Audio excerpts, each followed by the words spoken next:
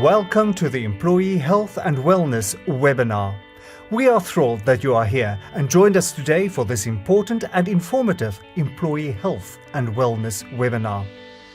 In today's fast-paced world, maintaining a healthy work-life balance and taking care of our physical and mental well-being has never been more crucial.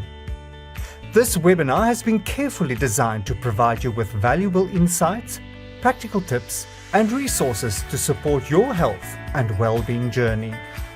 Whether you are a seasoned wellness enthusiast or just starting to explore the benefits of a healthier lifestyle, there is something here for everyone. We will cover topics such as financial wellness, how to cope with anxiety and depression, conflict management, interpersonal workplace relations, and last but not least, a motivational talk that will make you all feel great at the end of the session. Before we begin, let's take a moment to express our gratitude to all our partners: Metropolitan Health, Naptosa, Nehawu, Pawusa, PSA, SATO and SRUE, and the officials in the Directorate Strategic People Management for being the driving force behind this webinar. Without further ado, let's welcome the WCED's Head of Department, Mr. Brent Walters, to deliver the keynote address. Good morning, everybody. Welcome to our Employee Wellness webinar. Thank you very much for making the time to join us today. The theme for the webinar is Revitalise and Thrive, Unlocking the Power of Employee Wellness. The topics to be presented at this webinar include conflict management, interpersonal workplace relations, mental health, anxiety and depression, financial wellness, and then a motivational talk. Thank you for attending this webinar and thank you for participating. So I think as the employer, we recognize that we have to address the well-being of our employees. The education sector is an extremely demanding sector. There are lots of forces at play. You have to deal with many things, not least of which, if you're a teacher inside a classroom, you need to engage in teaching and learning. You need to follow the curriculum. You need to do the marking, and you need to do all the things associated with teaching and learning. But that's only the beginning. The forces of reporting, the forces of SGBs, your management, pupil behavior, discipline, societal issues, they all have a way of finding themselves, creeping into your classrooms, and sometimes these things act themselves out in negative ways. So whether you're a teacher, whether you're an official, this is a physically and mentally demanding profession. And it's made even more demanding when we have to juggle the work that we have to do with our personal and our family life. And the demands can place stress on individuals, and if we don't deal with them in the proper way, it can lead to burnout. And so what is very important is for all of us on this line this morning to understand ourselves. What are the stress triggers? What are the things that actually push us over the edge? What are the signs that we actually need a break? What are the signs that we just need a minute to take a breath, to breathe deeply, to decide, okay, I can actually do this, I've got this, let me go forward. Often, stress is a combination of things, but it happens in small steps over a long period of time. And if you wait too long to deal with it, it becomes an avalanche that you cannot stop. Teachers and officials, we're exposed to a range of potential stresses daily. One of the most important things that we're exposed to is the issue of discipline inside the classroom. For many teachers, this aspect is the bane of their existence. So the question about discipline is, how do you deal with it? What is very important is to set boundaries, to stick to those boundaries, to deal with things as and when they happen, and not to let things mount up. If you let things mount up, that's when stress takes you. I mean, stress takes you sometimes. As human beings, we only have two responses instinctively. We either fight or we flight. Both of those are not good for education. And so you need to manage your stress, and you need to manage the discipline inside the classroom. Other factors are, for example, we know that you're exposed to an overburdened administrative load. So the difficulty with that is, there's not much you can do about it. The system is what it is. It places these reporting demands on us, and we all have to report. A better way perhaps to deal with it is to write down, these are the things I need to do, and just accept it for what it is. It's almost like when you get given a plate of food. Everybody wants to eat the meat and potatoes, but they've also got to eat the vegetables. This is part of education. Administration is like the vegetables. It's a necessary part of the system. We can't get away from it. And we just have to eat the vegetables so that we can get to the meat and potatoes. And if you're a teacher, that we can get to the teaching and learning and the joy of seeing learners achieve. You're also exposed to issues of poverty. And obviously you have to deal with that and steel yourself from a mindset point of view to be able to say that these are the conditions under which I work, and this is the best I can do for my learners. We also have problems of drugs and gangsterism inside the schools. And we know, of course, that there are tools at the disposal of teachers to be able to deal with extreme forms of discipline, and that you need to rely on your principal, your deputy principals, your teachers in charge of discipline to assist you. Then we have parents and how parents interact with the system. So let's say after the last 20 years, parents have become a lot more demanding, perhaps correctly, because they want to know what is happening inside the classroom. They want to know that you're doing the best for their learners, and they want to know that in the end, you're doing the best and the learners are getting good outcomes. You have to have a way of dealing with angry parents. One of the techniques I learned about when people are angry is when they storm into your classroom or into your office, say they're angry, you offer them a seat. This may seem like something completely minor, but you offer them a seat, and if you're able to, you can even offer them a cup of tea. But to start off with, have a seat and then start a conversation. Remember that when you put under all this pressure, you've got to focus on what gives you joy. If you're in a classroom and you're a teacher, joy comes from, normally, it comes from seeing a learner who was at this level, and through your input, you took them to this level.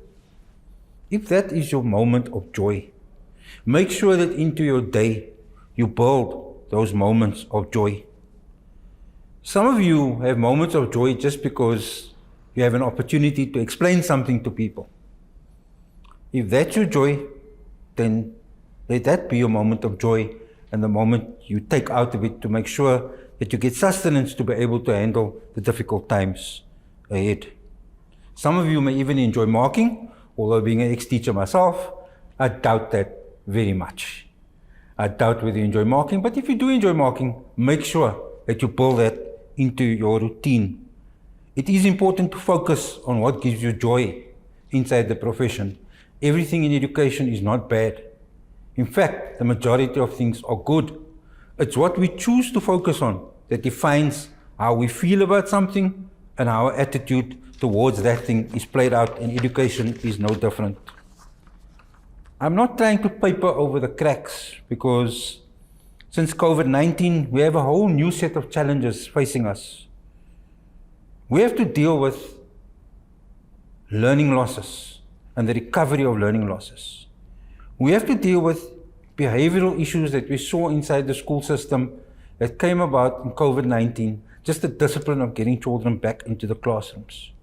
We had to deal with, since COVID-19, societal issues such as the taxi strike, budgetary issues, adverse weather conditions. It is very important that if you understand that universe and understand that these are the things that you can't change, you've got to start focusing on yourself and what you can change.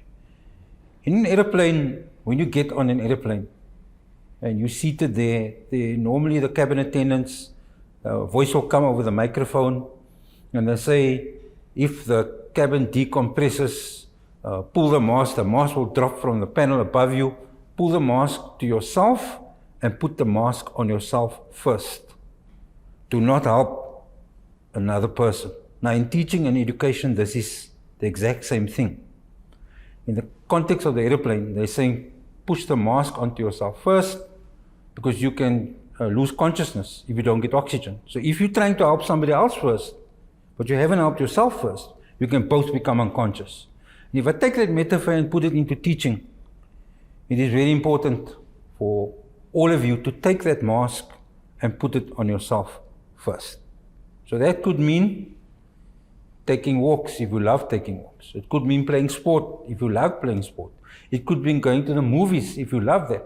But you've got to take time out and break away from the routine of the work that you do so that you can strengthen yourself to face another day. It is therefore very important for us to continue to raise awareness and to be seen as the employer is giving you support and guidance, because you are our employees and we can only be as good as our employees allow us to be. And so the Western Cape Education Department has various psychosocial support services available to support employees to manage stress, anxiety, and generally your health. I advise you to take advantage of the services that are provided by the colleagues who deal with this area of work. I think all of you would also know that an employee health and wellness service is provided by Metropolitan Health. It's available to teachers and employees at the WCED and their immediate family members. Do not be scared to reach out for help. In some professions, seeking help is sometimes seen as a weakness. But in our profession, if you do not seek help, you will make the entire system weak. And so we are asking you that if you feel that pressure, please reach out to these services, these professionals who are trained to be able to help you.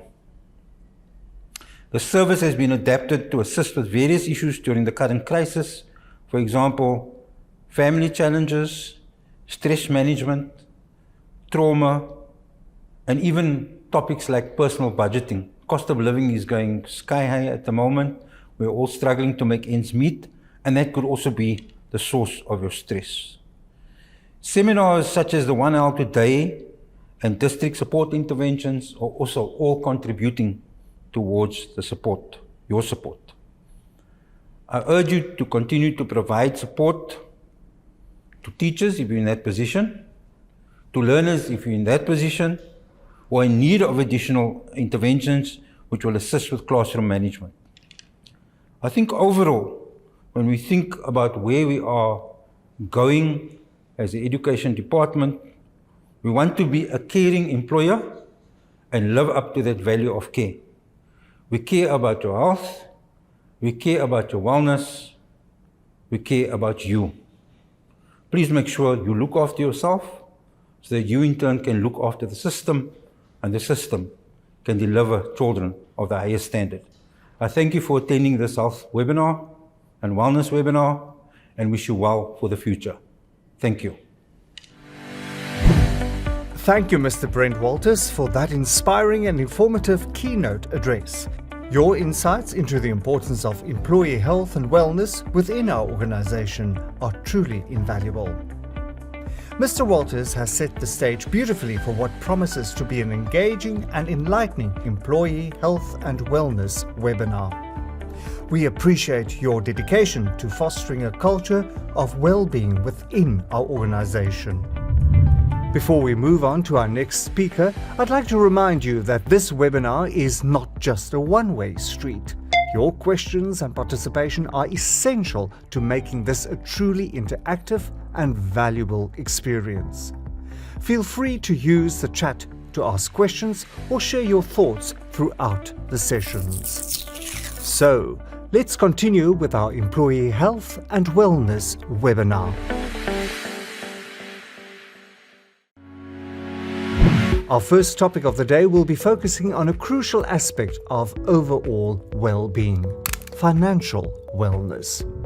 Our presenter, Ms. Corina Gardner, is a recognized expert in this field and brings a wealth of knowledge to guide us through understanding and improving our financial health.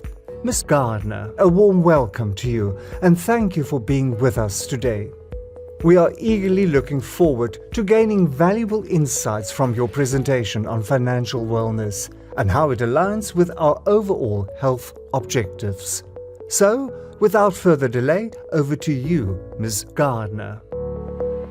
Welcome to everyone in attendance. So, when we think of wellness, automatically our minds go to physical and mental well-being. However, financial stress also impacts very negatively on our health. Studies have shown, for example, that financially well employees have a higher morale. They have increased productivity. They also obviously tend to spend less on healthcare.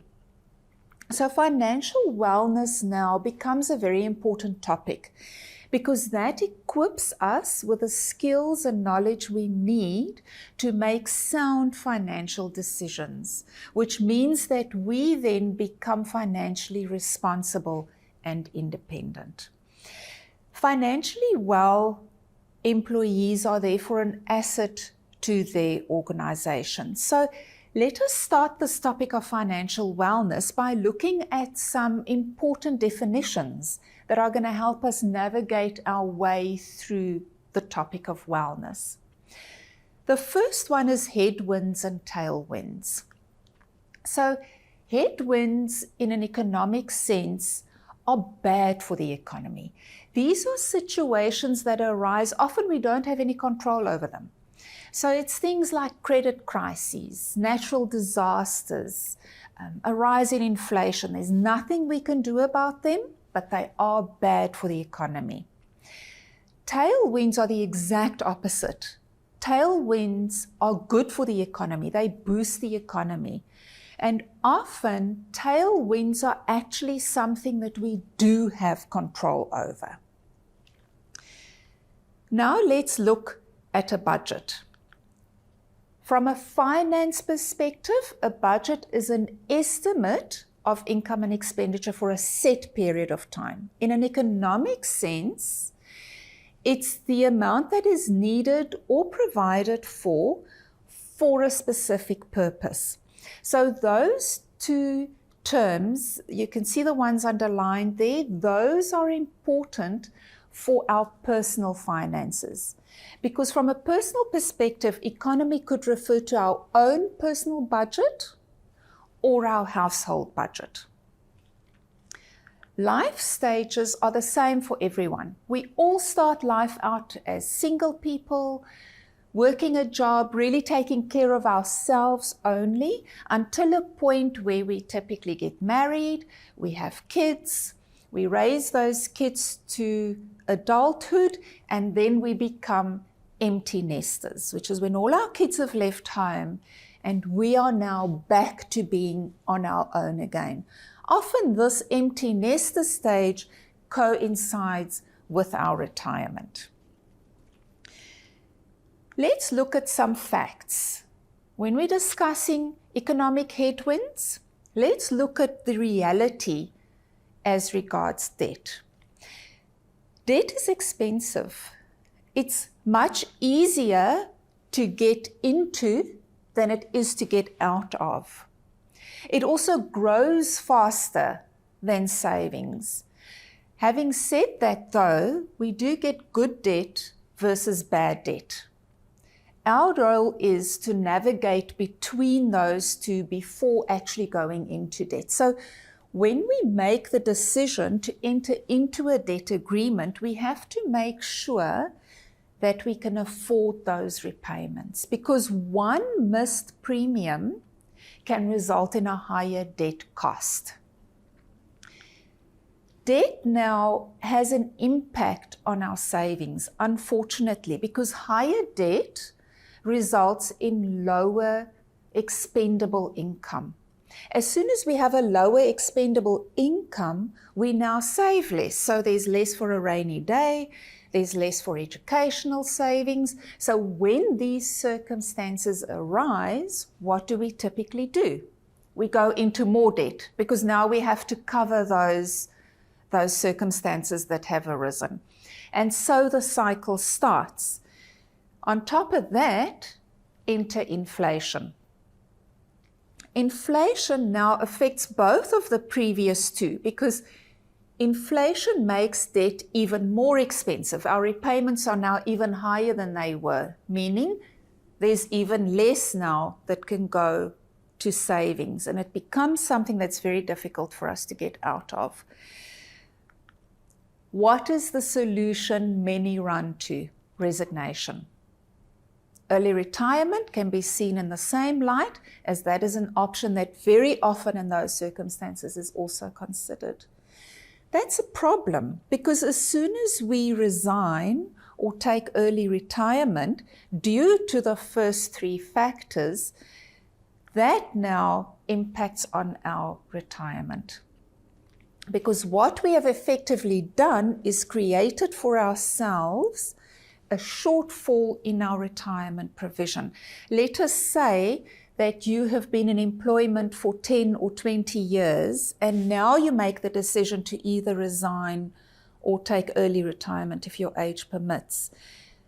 If you spend that money, which typically happens, you have created a shortfall in retirement for yourself of 10 or 20 years. So this schematic illustrates for us the negative impact that bad decisions in one life stage have on the following life stages after that. What is the truth about retirement for us as we sit here?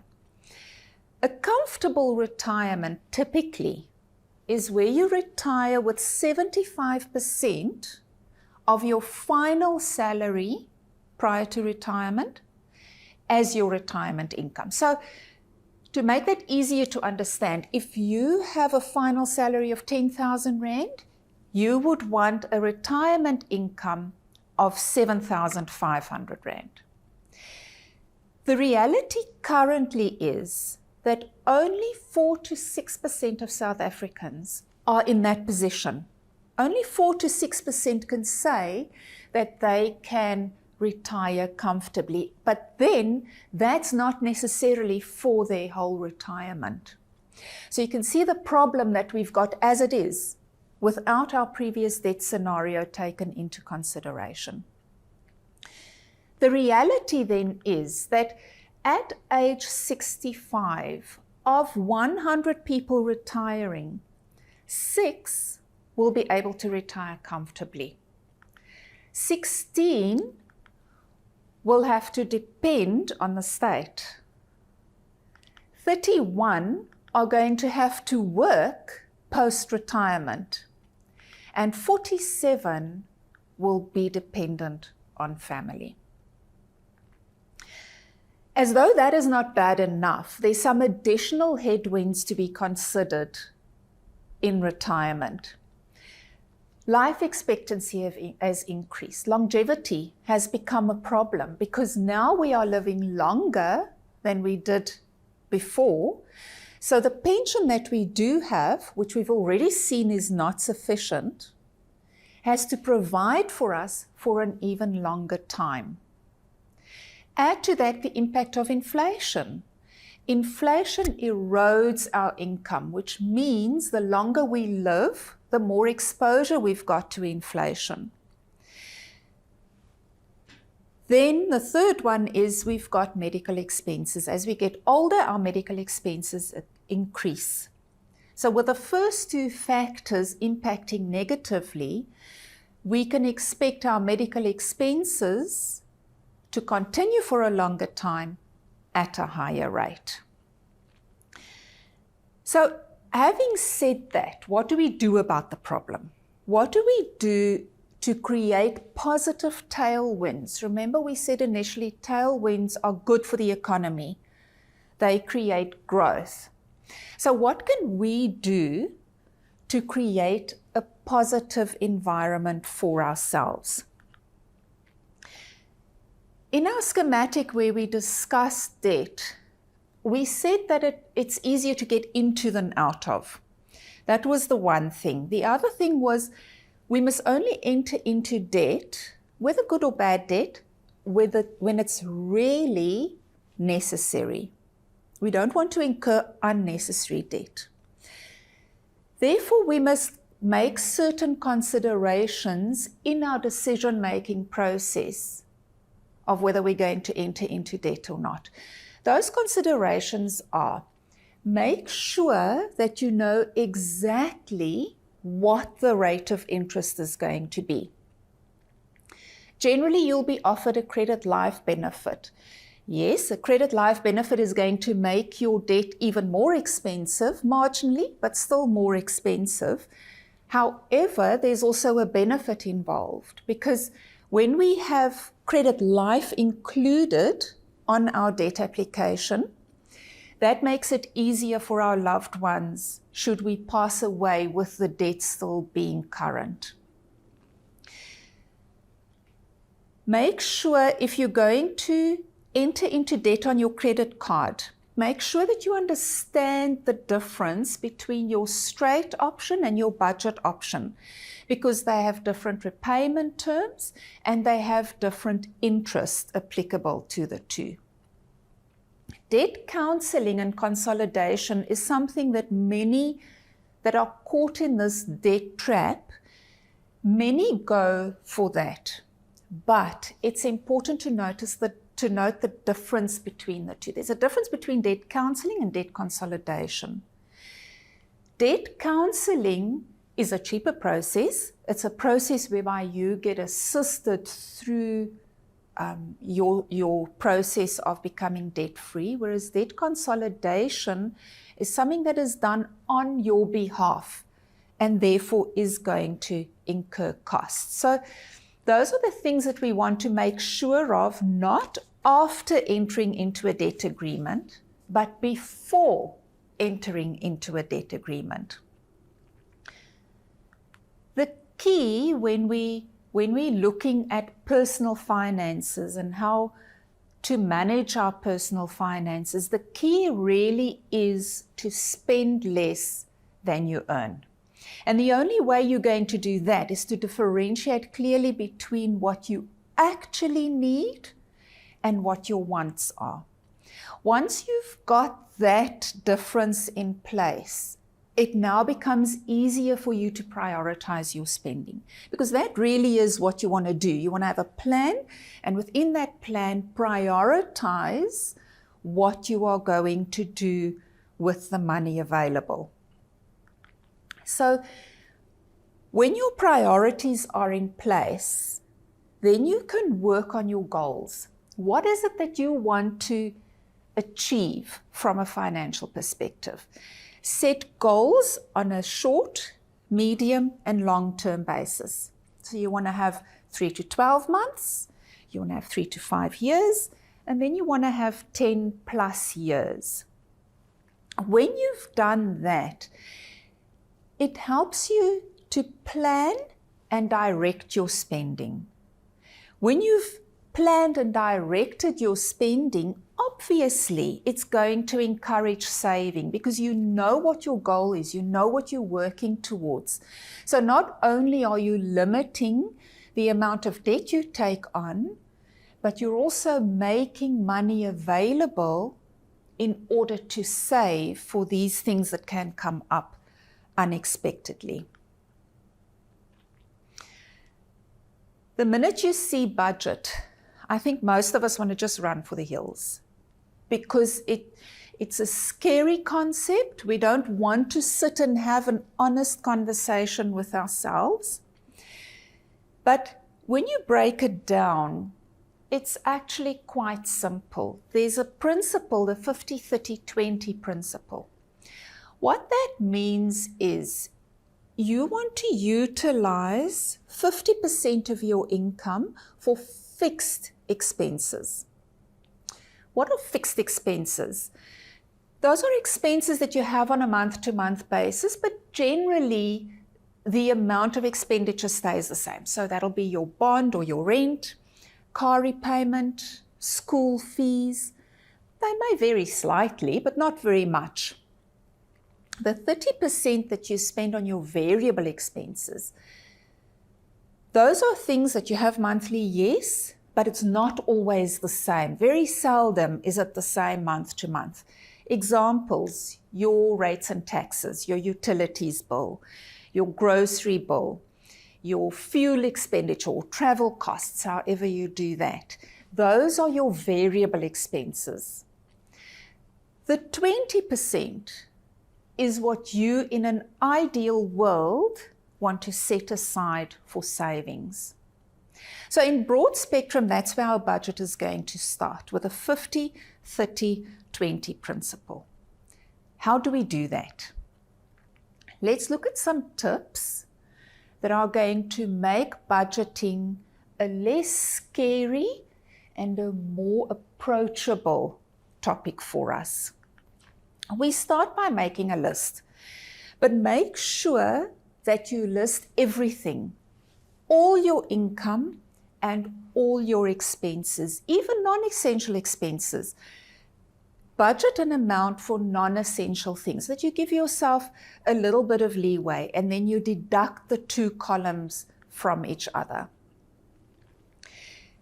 Next, you want to analyze. When you've got a list, that becomes easy because now you compare what I wanted to do, what was my plan, and then based on my income, that is going to be my expenses. Now you can analyze what you are spending your money on. Being honest with ourselves isn't always a good thing, but the only way, or an easy thing, the only way that we can reduce our expenses is by being honest with ourselves. Identify your bad habits. We've all got them. Whatever it is, overspending, luxuries, whatever it is, we've all got them. Identify them, and then you are able to reduce them. When we share the responsibility of the budget, sharing as in discuss it with your family, discuss it with the husband, with the kids, so that everybody, you get buy-in from everybody. You can make it a fun experience. You can even work in a reward system. So for this month or this week, whatever period you're using for your budget, if we've all stuck to the plan, we're going to have a reward. We're going to have a McDonald's ice cream or whatever it is that makes your family tick. Something nice to encourage sticking to the budget. Paying down your debt means again listing. We want to make a list of our debts from the highest interest down to the lowest interest, because that typically is the order that you would pay your debt in when you're trying to get a clean slate. So you will pay whatever extra you can afford, you put into the highest interest-bearing debt. Once that is cleared, the total you paid into that, you now put into the second highest one. Once that's cleared, into the third highest one.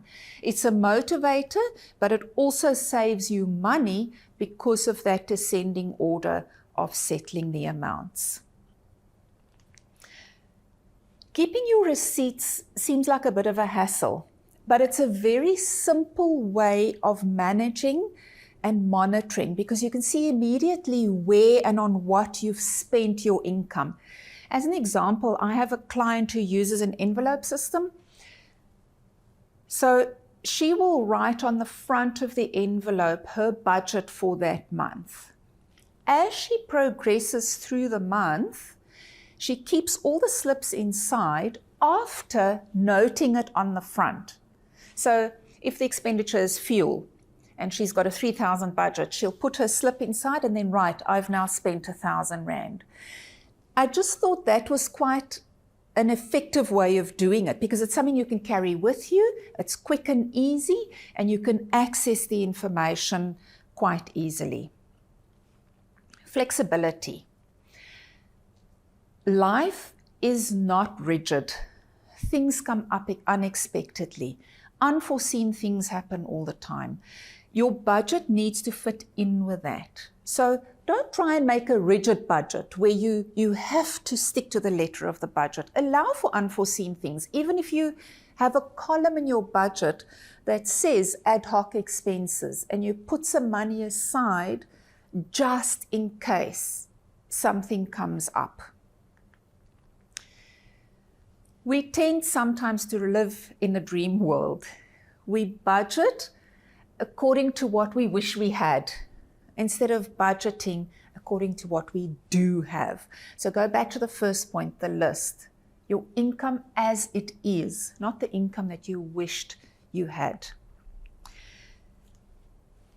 Our income, whether it's salary, additional income, doesn't matter where it comes from. It is what it is. So we need to be wise. We need to be wise when we spend so that we think twice before spending. You can't get it back once it's spent. And then lastly, getting proper advice. Working with somebody that is qualified to give you an assistance will make you feel empowered. It'll create a comfortable spot for you in which to manage your finances. Typically, that is what a budget will look like. You'll have your income on one side, you'll have your expenses, you'll calculate the difference. When you look at that budget plan, use the 10 tips as a checklist. Have I done all of those when I set up my spreadsheet, my page, my envelope, whatever it is that you're going to use for the purpose? Just a bit of fun there with that cartoon, but it illustrates very well how we can sometimes get into this trap of we're so caught up that we don't stop to look at what is realistic and workable as a solution. Again, that is the idea with the 10 tips. Use it as a checklist so that you take time out to actually focus on the solution instead of just focusing on the problem that you've got. So we've already mentioned that resignation is the first thing people look to. So I've got this financial problem. How is the quickest way for me to get hold of bulk funds? And resignation comes up. So common reasons for resignation are debt, obviously. Fatigue. The work environment has changed drastically over the last couple of years. It's become very stressful, a lot of factors impacting. So work fatigue becomes a big motivator for early resignation or early retirement. And then often it's better prospects. But the financial decisions we make at that point, that is the crux of the matter, because the majority of the time we'll use it to pay off debt. Alternatively, we'll spend it on what we want. I've been living on such a tight budget for so long, now I'm just going to splurge with this money. So that is typically what we see. However, there is a responsible way of handling, even if you do resign from your job. That right way is a preservation fund. So a preservation fund or a preservation plan, that is a way of preserving funds, because when you resign, that money gets paid out to you. When you transfer that into a preservation fund, rather, one, your funds get preserved until you actually need them for retirement. Preserved in a place where they will still grow by earning interest. you've now also avoided the negative impact on your retirement. You'll recall that we mentioned a retirement shortfall when you resign and use those funds. This is a way of negating that negative impact because the funds are still available. It's also a tax saving. When you withdraw your funds at resignation, you get taxed on those funds. Funds transferred into a preservation fund are not taxed. However, you can also still withdraw a portion if it is then necessary for you to do so for whatever reason. We've mentioned the 75% that you ideally want. We've mentioned longevity. What this slide does is just show you what the impact is on leaving retirement savings for too late. When we're young, we don't want to think of getting old and retiring. But you can see on the table there that the younger we start, the easier it is for us. It's a smaller portion of our salary that we need to put away. If, for whatever circumstances, you do at this point have a retirement shortfall, and that is something that a financial advisor can calculate for you. You can sit with someone that can actually take what you have, what you should have, and help you bridge that shortfall. If you do have such a shortfall, government has made it easier for you to make it up through retirement reform, which came in 2017. Retirement reform makes allowance for a bigger retirement contribution in order for you, a tax deductible one, in order for you to bridge that difference. So that is something that we can go through as a separate topic. So what have we learned? We've seen that debt sometimes is necessary. Debt can even be good, but you need to consider it carefully. Is it really, really necessary for you to go into debt? Spending time on a sensible, workable budget is time well spent, because the time you spend now saves you the stress of not having managed your finances effectively. When we think of saving, we tend to think that we need to put a whole lot away. I need a big amount every month to really make a difference. Not so. Anything small, even if it's a tiny amount, it's a start firstly, and it's an amount that will be available if the need arises. So you're providing now when you have for when you don't have, even if it's a little amount. We've discussed the impact that debt, that low saving, that inflation has on our ultimate retirement. So it's never too early to take your retirement seriously. Even as a youngster, that's the right time to start that process. Any big financial decisions we want to make, whether it's saving or spending, it's advisable to seek financial advice from a qualified person. It makes the process easier, it empowers us, and it gives us a good end result. So there my contact details are displayed. Please take them down. If anyone wants a personal discussion, then please feel free to make contact with me. Thank you, Ms. Gardner, for that enlightening presentation on financial wellness. Now let's shift our focus to another vital aspect of a healthy work environment: conflict management. Resolving conflicts effectively is essential to maintaining a harmonious workplace and promoting overall employee wellness. To guide us through this crucial topic, we have the privilege of hearing from an expert in the field, Ms. Letitia Botha. Over to you, Ms. Botha. Conflict management is about effective communication. And in this specific aspect, I'm going to focus on the crucial conversations we sometimes have to have at work. These conversations often require courage and commitment.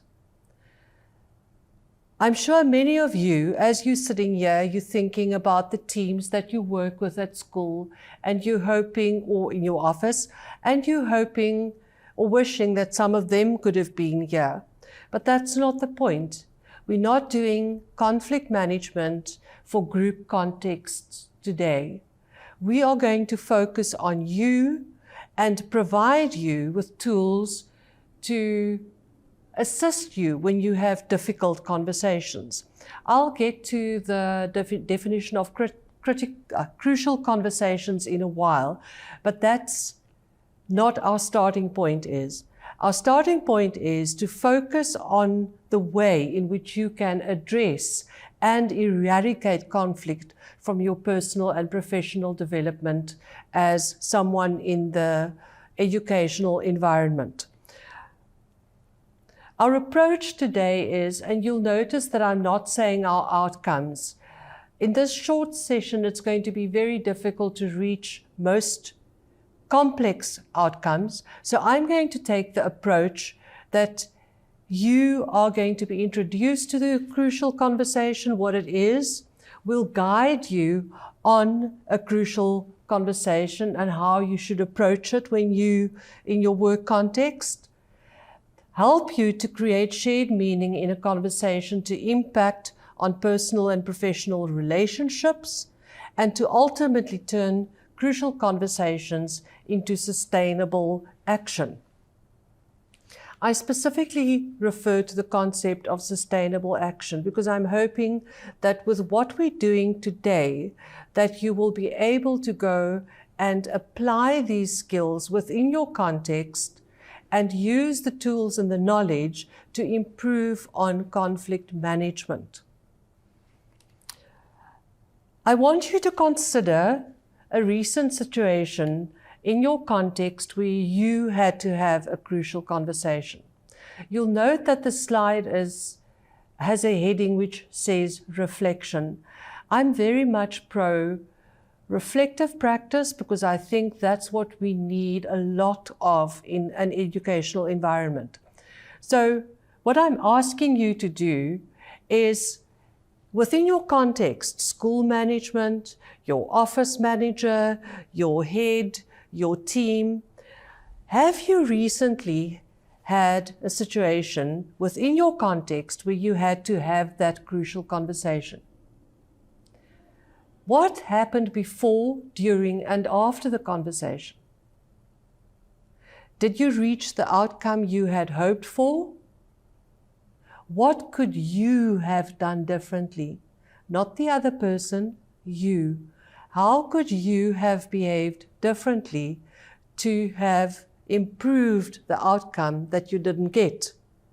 I want you to think about this for a while. If you reflect on these situations, in a normal context, if all of you were sitting right here today, I would have taken some comments from the floor. Perhaps you had a conversation with the learner, you had hoped to change some behavior, and it ended in a shouting context and a detention for the learner. Or maybe you had to inform a colleague that her family leave has not been approved based on the fact that she's used excess leave. And she ended up crying because she really wanted to go and see her sister's newborn baby. So these contextual challenges that you have, that is what we want to prime you for today, is to say to you that you don't have to end up with shouting contests, resentment, loathing, anger, or frustration after difficult conversations. I want you to run through a quick poll. I'm going to give you a minute or two to look at these questions, and I want you to tell me with a yes or a no how you would have responded or behaved in a specific context. The first question is, I avoid situations that might bring me into contact with people I'm having problems with. 2, sometimes when people bring up a touchy or awkward issue, I try to change the subject. 3, To get my point across, I sometimes exaggerate my side of the argument. 4, at times I argue hard for my view, hoping to keep others from bringing up opinions that would be a waste of energy to discuss. And finally, rather than tell people exactly what I think, sometimes I rely on jokes, sarcasm, or snide remarks to let them know that I'm frustrated. Think about those 5 questions for yourself, for your own reflection. Say yes or no, and be brutally honest. These are often the go-to behaviors that people go to when they don't want to really face the issue at hand. Okay, everyone, you've taken a look. You've now got a starting point from where you're going to look at the rest of my conversation with you. What is regarded as a crucial conversation? In a crucial conversation, other than an intimate conversation or a personal conversation, we have very high stakes. Something difficult has come up. There is a threat or a danger that has to be addressed.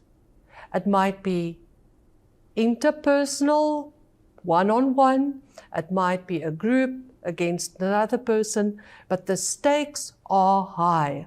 For example, a marriage could be at risk. Your credibility or ethics could be questioned.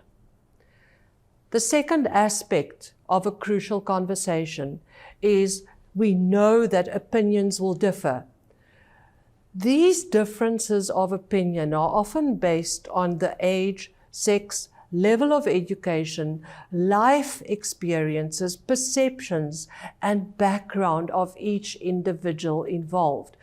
We know that no 2 people are the same, and that's what we deal with. Your cultural, your religious background even could affect the way you think about things. Thirdly, in a crucial conversation, the fact that emotions run strong and high is when the stakes are high as well, because there is literally much at stake. People stand to win or lose or not be heard at all. So this is where the anger, the fear, the resentment, the irritation, the fact that you say anything that comes to mind happens, and it causes more problems than a normal conversation would have.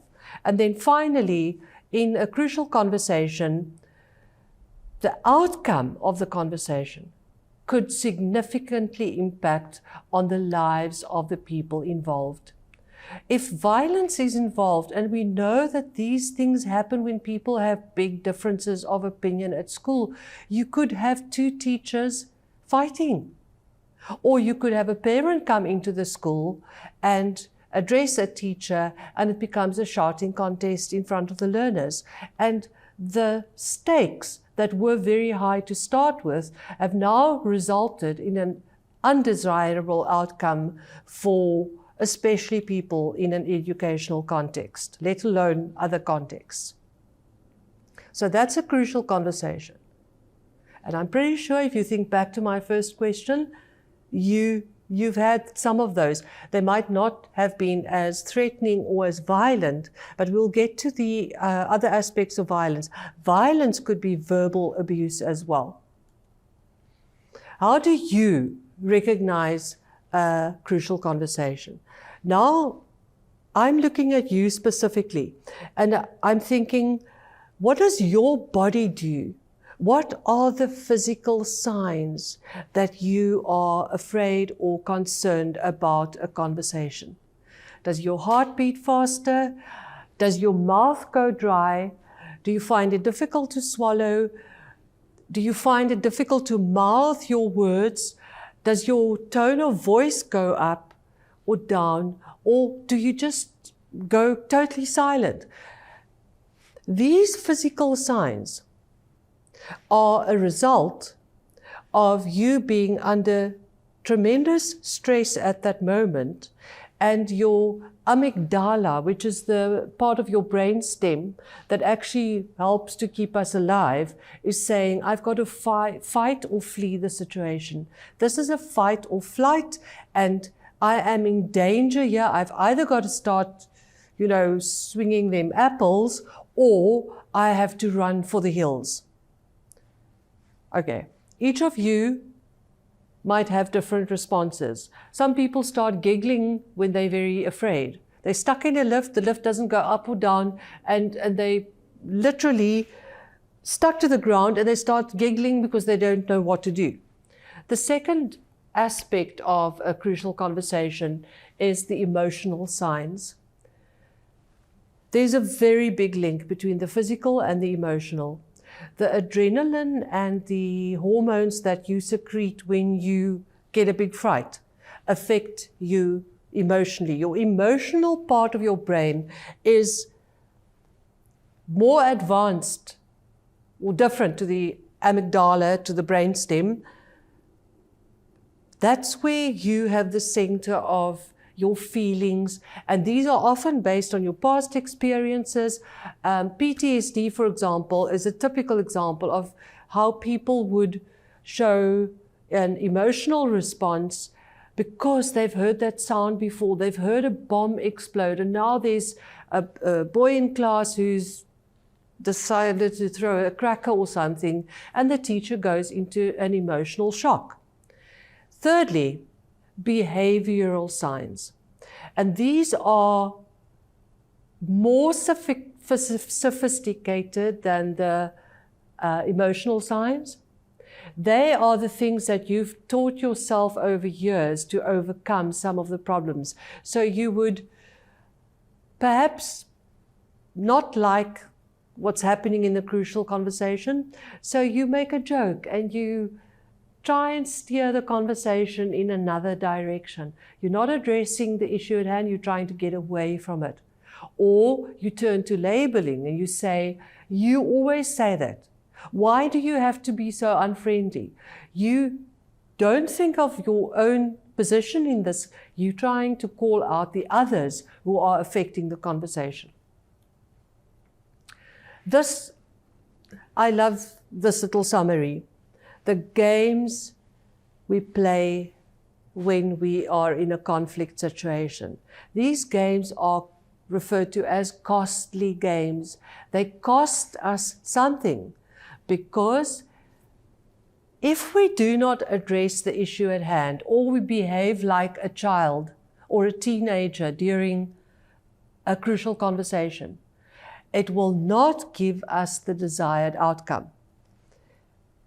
What some people do is they don't disagree, they salute, they keep quiet, and they let the conversation run without participating. They move to silence, but afterwards, they might be those walking in the corridors and talking about what happened there. They are not involved in it right there and then because they have learned to go with whatever authority says. The second one, freeze your colleague or your friend. The original text actually says freeze your lover, but the same thing applies to a workplace. Somebody has upset you and you give them the cold shoulder. You think your friend at work hasn't stood up for you when she should have, so you just ignore her. And now because she's your friend, she's worried, what have I done? And she tries to think, oh, okay, I should have perhaps done that. And then you change your behavior, or she changes her behavior. The third one, very common. You become sarcastic, you make little snide remarks, you make suggestions, but you don't get to the point. The fourth bullet shows us we play martyr and then pretend we are actually trying to help. So this is an interesting one. So some people are very good at feeling sorry for themselves. I really tried, but I wasn't given an opportunity. And then they switch their role a little bit, but I'll help you now, I'll do something. So it's in psychology, they talk about parent-child relationships. Often people revert to childish behavior when they're under pressure.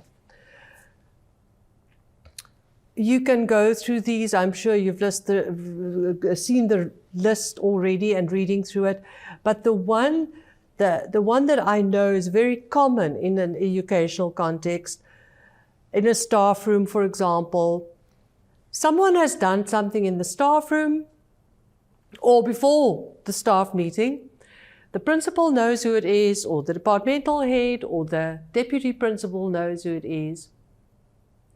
What happens? The whole group is then confronted with what happened. You know who the guilty people are or the guilty person is. So you use a style of conflict management where everyone gets it. And whoever is guilty must take the information, and the rest are frustrated because they did nothing. Very common behavior. We discredit others, hoping that their arguments won't be believed.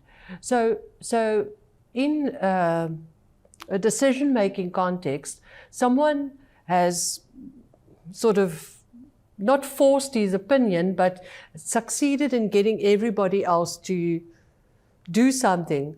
And you go behind their back and say, but he doesn't know anything, or he's not as well versed in that, or he doesn't know how to do that. Don't believe him or don't follow him. And then finally, we borrow power from the manager. We hit people with biased monologues. We make hurtful comments. I recognize myself in some of these, and even when I behave like that, I know that that's not the right way to do it. So let's learn together.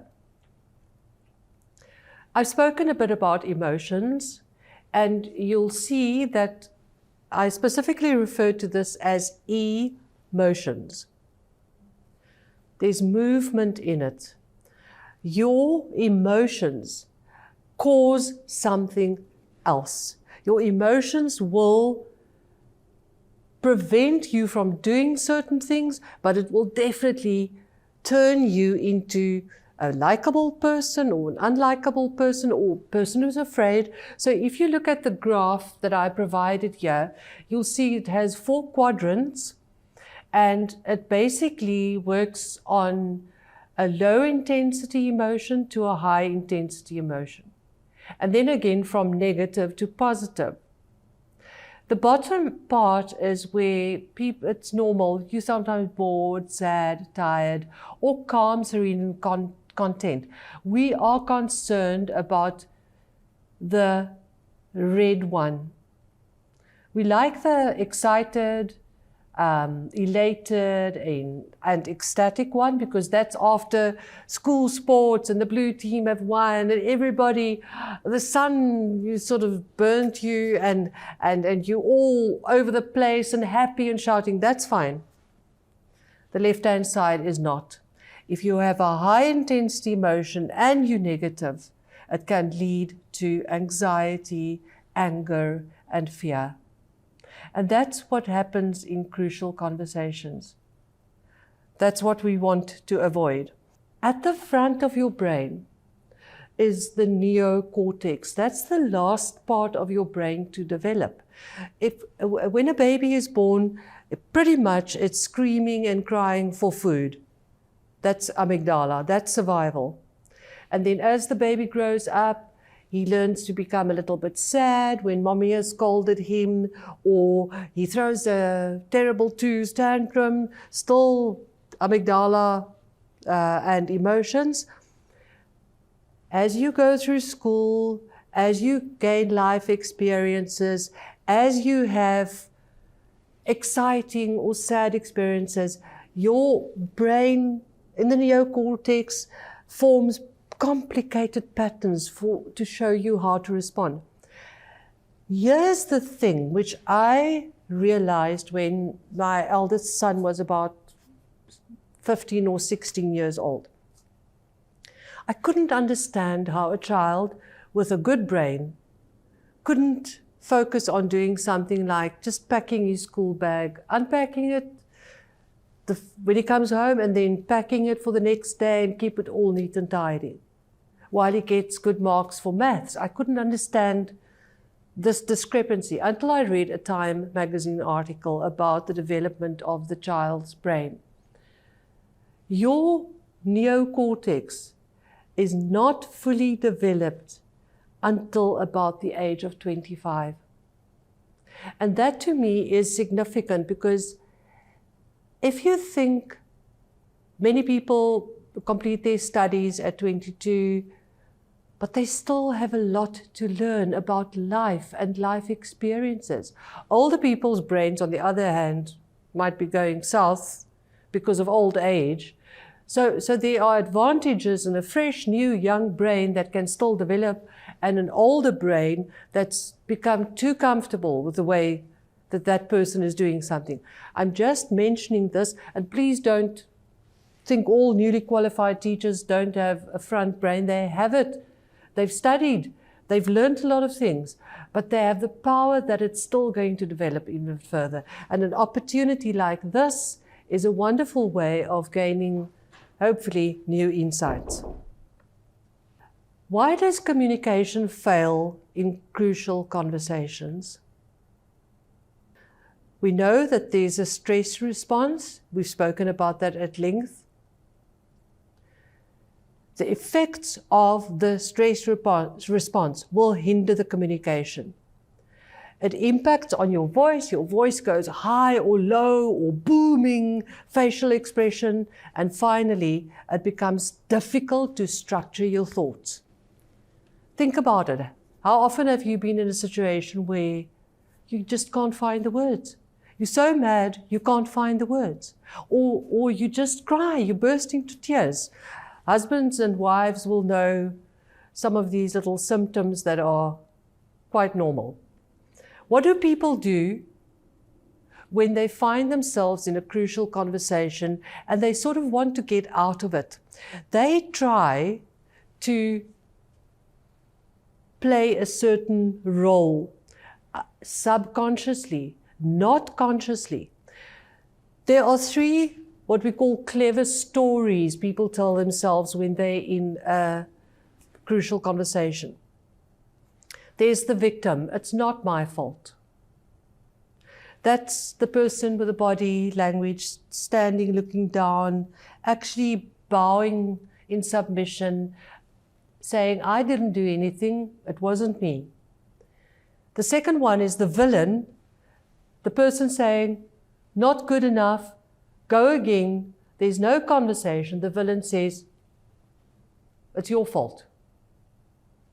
It's all your fault. And then the helpless, the person who says, I'm too tiny, I'm too young, I'm too new to the profession, I'm too old, I'm waiting for retirement, I can't help, things are changing too much. Which of these are you? And while I'm talking about these things, it might seem it's accusatory, or we're saying, all of you attending the webinar, some of you are this and some of you are that. It's not that. Some people are excellent at crucial conversations. And you might identify and recognize today that you're not doing any of these things. But it's because these things happen that we sometimes have big challenges. How can we turn around the villain stories, the victim stories, and the helpless stories into something that can contribute to good conversations? We call them useful stories in the sense that if you tend to, after today, for example, you realize you tend to play victim. You need to develop yourself to become more of an actor. I'm not saying actor like an Hollywood actor. Go over to action. If you tend to be a villain, you need to work on your people skills as well as your task skills. You need to become more humane. You need to become kinder. And the helpless, the person who doesn't know what to do perhaps needs more training, needs empowerment, needs more support. Another aspect, a very big aspect of crucial conversations is how emotionally intelligent are you? The graph, the quadrant graphic that I'm showing you here, you'll see that self-awareness is a critical aspect of emotional intelligence. How self-aware are you?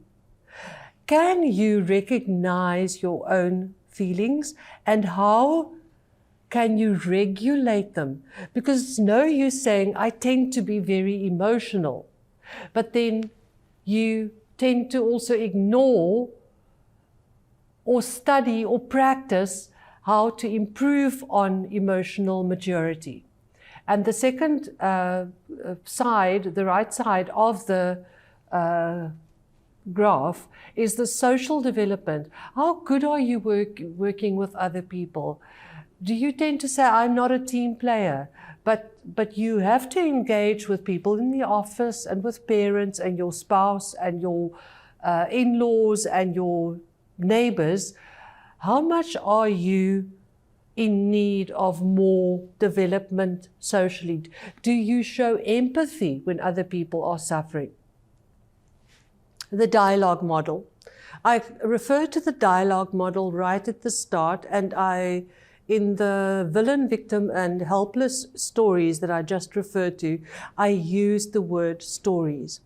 Now, these are not the stories that we tell our children, or bedtime stories, or neighborhood Skinner, or whatever. Here we're talking about when you enter a crucial conversation, what is it that you are saying about the situation?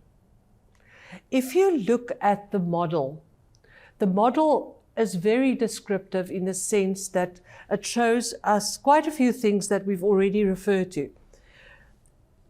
At the center, we have the pool of shared meaning.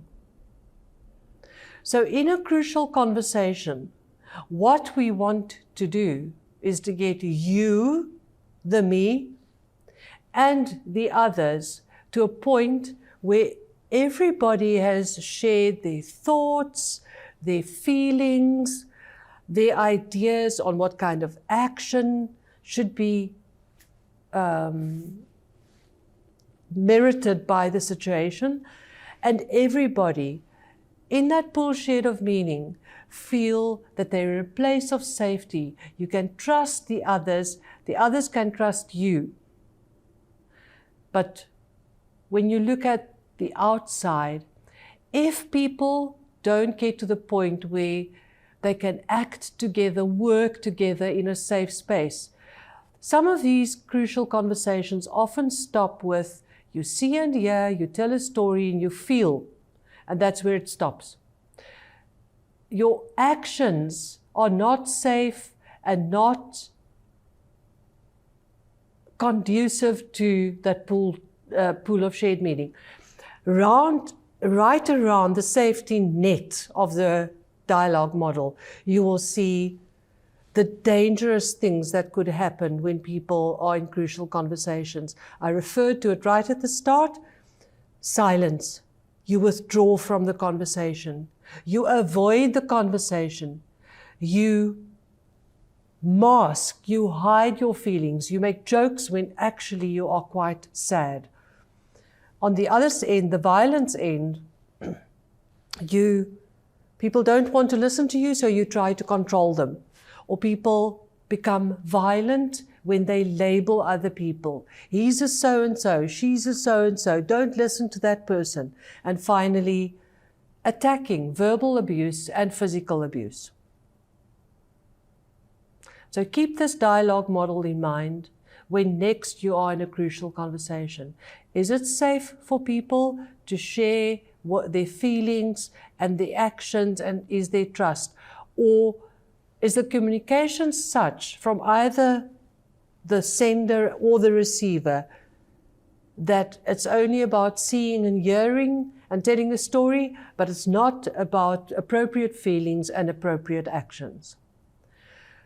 In the dialogue model, a few simple tools that you can use is when people get stuck and they don't want to talk anymore, use the AMP tool. The AMP tool is ask for their stories. I'd really like to hear what you think about. Or mirror to confirm feelings. If you think the person is looking unsure, then say, I see you looking unsure. How can I help you? Paraphrase. For example, so what I think you're saying is, because if you repeat that, that person's going to hear that you're not hearing them correctly, and then you'll have a discussion. And finally, prime is setting up the solution. I'm guessing you think I'm unfair. And then the young teacher or the secretary or the grounds worker said, yes, you are. I've worked very hard on this. Then you can continue the conversation and try and correct those. If you disagree, we refer to the ABC. Agree. For example, I agree that these last 2 weeks have been very difficult. Build. I'm also aware that the grade 7Bs have been a handful recently. C. Compare. It seems to me that you feel you have not been given support from your grade head. From my perspective, I think you need more support with utilizing the channels of reporting effectively. These tools are to elicit the right conversation and the dialogue. Every teacher, every parent, every person working in education of other people will know that we don't work in a factory. We don't construct little children by adding parts like a Lego. We're working with whole developing people. And as much as we're working with whole developing people, we want little people, we want the whole person who's working with those children to have the right navigational tools. To have courageous conversations or crucial conversations, we need to involve our head, our soul, our heart, and our feelings. We've spoken about that quite extensively, but this compass, which shows north and west and south and east, are all the directions that we need to pull in when we have difficult conversations. This is a very complicated but yet simple diagram of how emotions are put together. For you to develop your self-awareness and for you to become emotionally more intelligent, you need to understand your own emotions, especially when you go into crucial conversations. Are you often annoyed? Are you enraged? If you're enraged, and that sits at the center of that wheel of emotion, you are going to do something that you shouldn't have done. Are you sad? Are you bored? Are you disgusted? Are you loathing someone at work? You must be able to use your emotional information as data so that you can keep on developing. Quick poll 2, and this is where we will end the session. I can tell very quickly when others are holding back or feeling defensive in a conversation. When I think about a conversation that took a bad turn, I tend to focus first on what I did that was wrong, rather than focus on others' mistakes. When conversations aren't working, I step back from the situation, think about what's happening, and take steps to make it better. 4, when others get offensive because they misunderstand me, I quickly get us back on track by clarifying what I do and don't mean. Sometimes I have to discuss things I thought had been settled because I don't keep track of what was discussed before. Think about those in the light of what we've done so far, because it's now more on a sophisticated, complex level. What do you do when you are in these situations? Is it you? Yes. Or isn't it you? No. How do people deal or approach crucial conversations?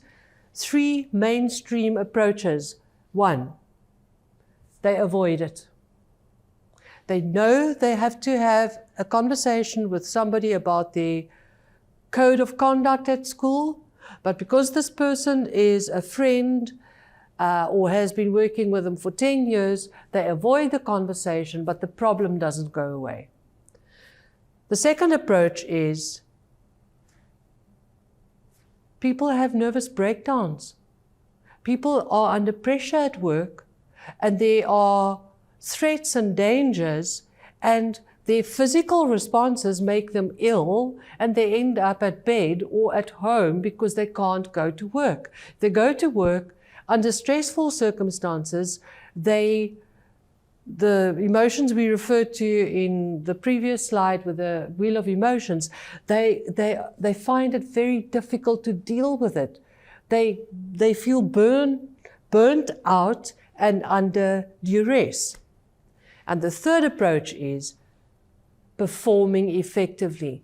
Now that brings us to, for example, working on a dialogue model, developing a dialogue model in your school and say, our policy is that teachers don't just have difficult conversations in the passage.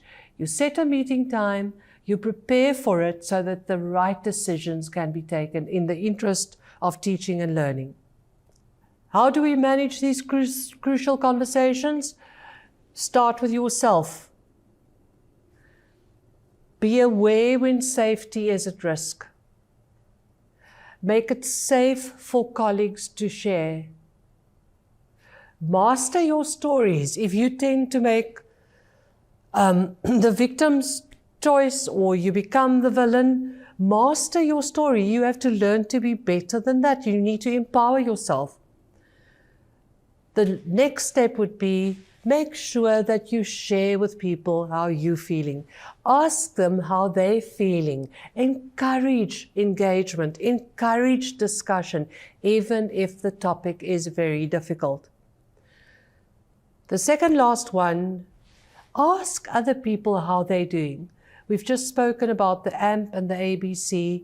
Those tools will help you get closer to the essence of a situation. And then finally, we need to turn crucial conversations into decisions.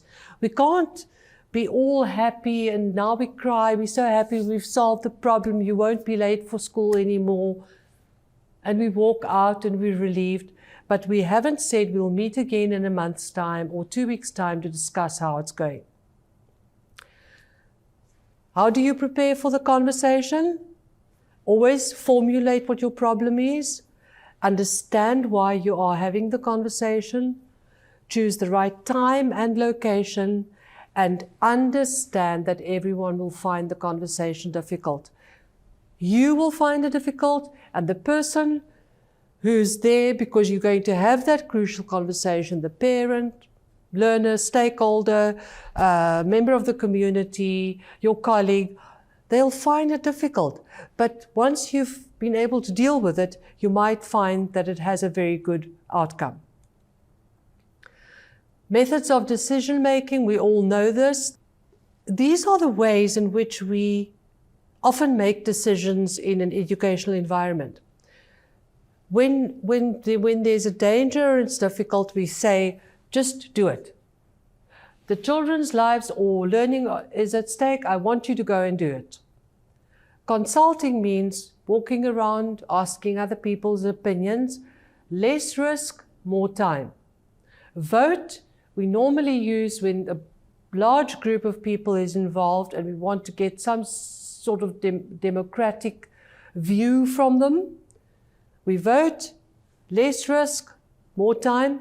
The best method of decision making is consensus, because our dialogue model is a form of consensus, and that is what we need to strive for if we want to avoid conflict, and we want to improve our crucial conversations. I want to leave you with the last thought. When we referred to the dialogue model, it's not only about talking, it's about listening. Talking and listening and talking.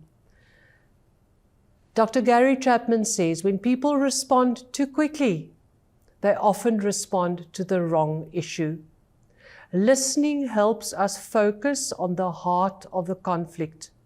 When we listen, understand, and respect each other's ideas, we can then find a solution in which both of us are winners. I thank you, everyone, for attending, and I hope that you have a wonderfully healthy and well-being year in your career. Thank you.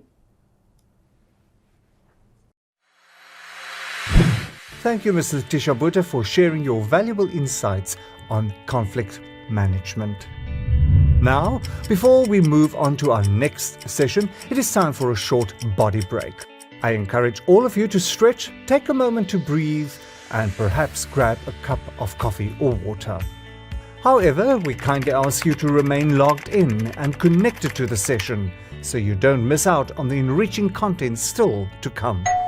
We'll reconvene after 20 minutes. Do enjoy the break.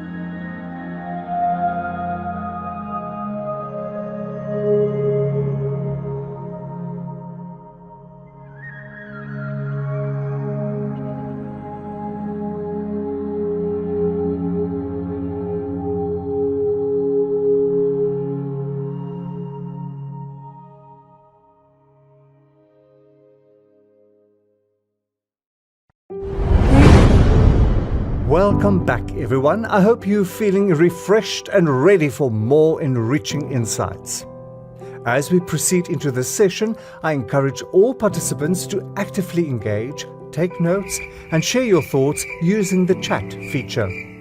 Our next session promises to be impactful as we explore the realm of interpersonal work relations. Navigating relationships within the workplace is essential for a harmonious and productive work environment.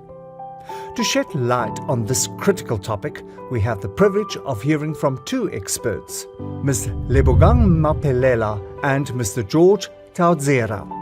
Without further ado, over to you. Good afternoon, colleagues. I'm Taodzera George from National Education Collaboration Trust. I'm going to make a presentation with my colleague Lebogang Maphelela. I will start and she will join on slide 4. We are talking today about building a strong interpersonal work relationship in education and service. What are interpersonal skills? When we talk about interpersonal skills, we talk about the ability to interact and communicate with others successfully in the workplace. This is often difficult to do in various settings, but it also applies to how we speak with our supervisors, how we speak with our colleagues, and members of the public who visit our institutions or our workplaces. People frequently use interpersonal skills for their communication, when communicating their thoughts.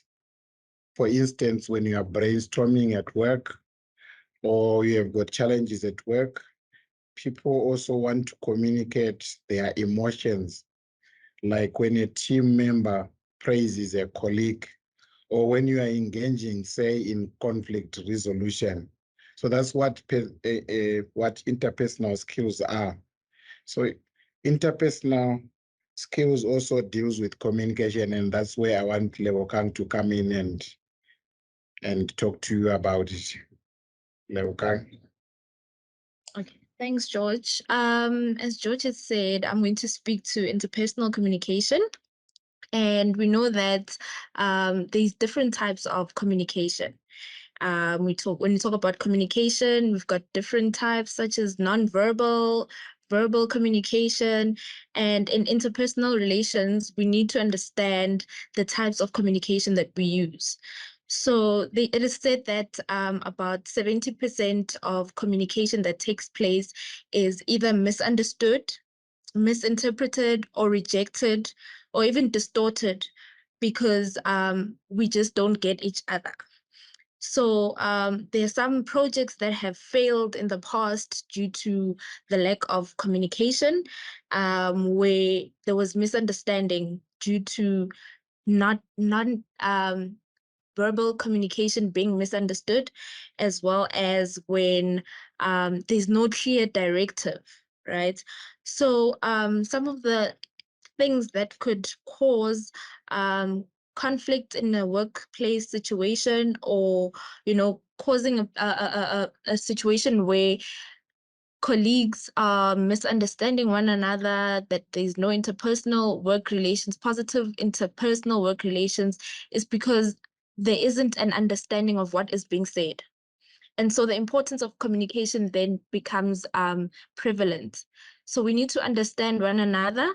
We need to be able to solve our differences.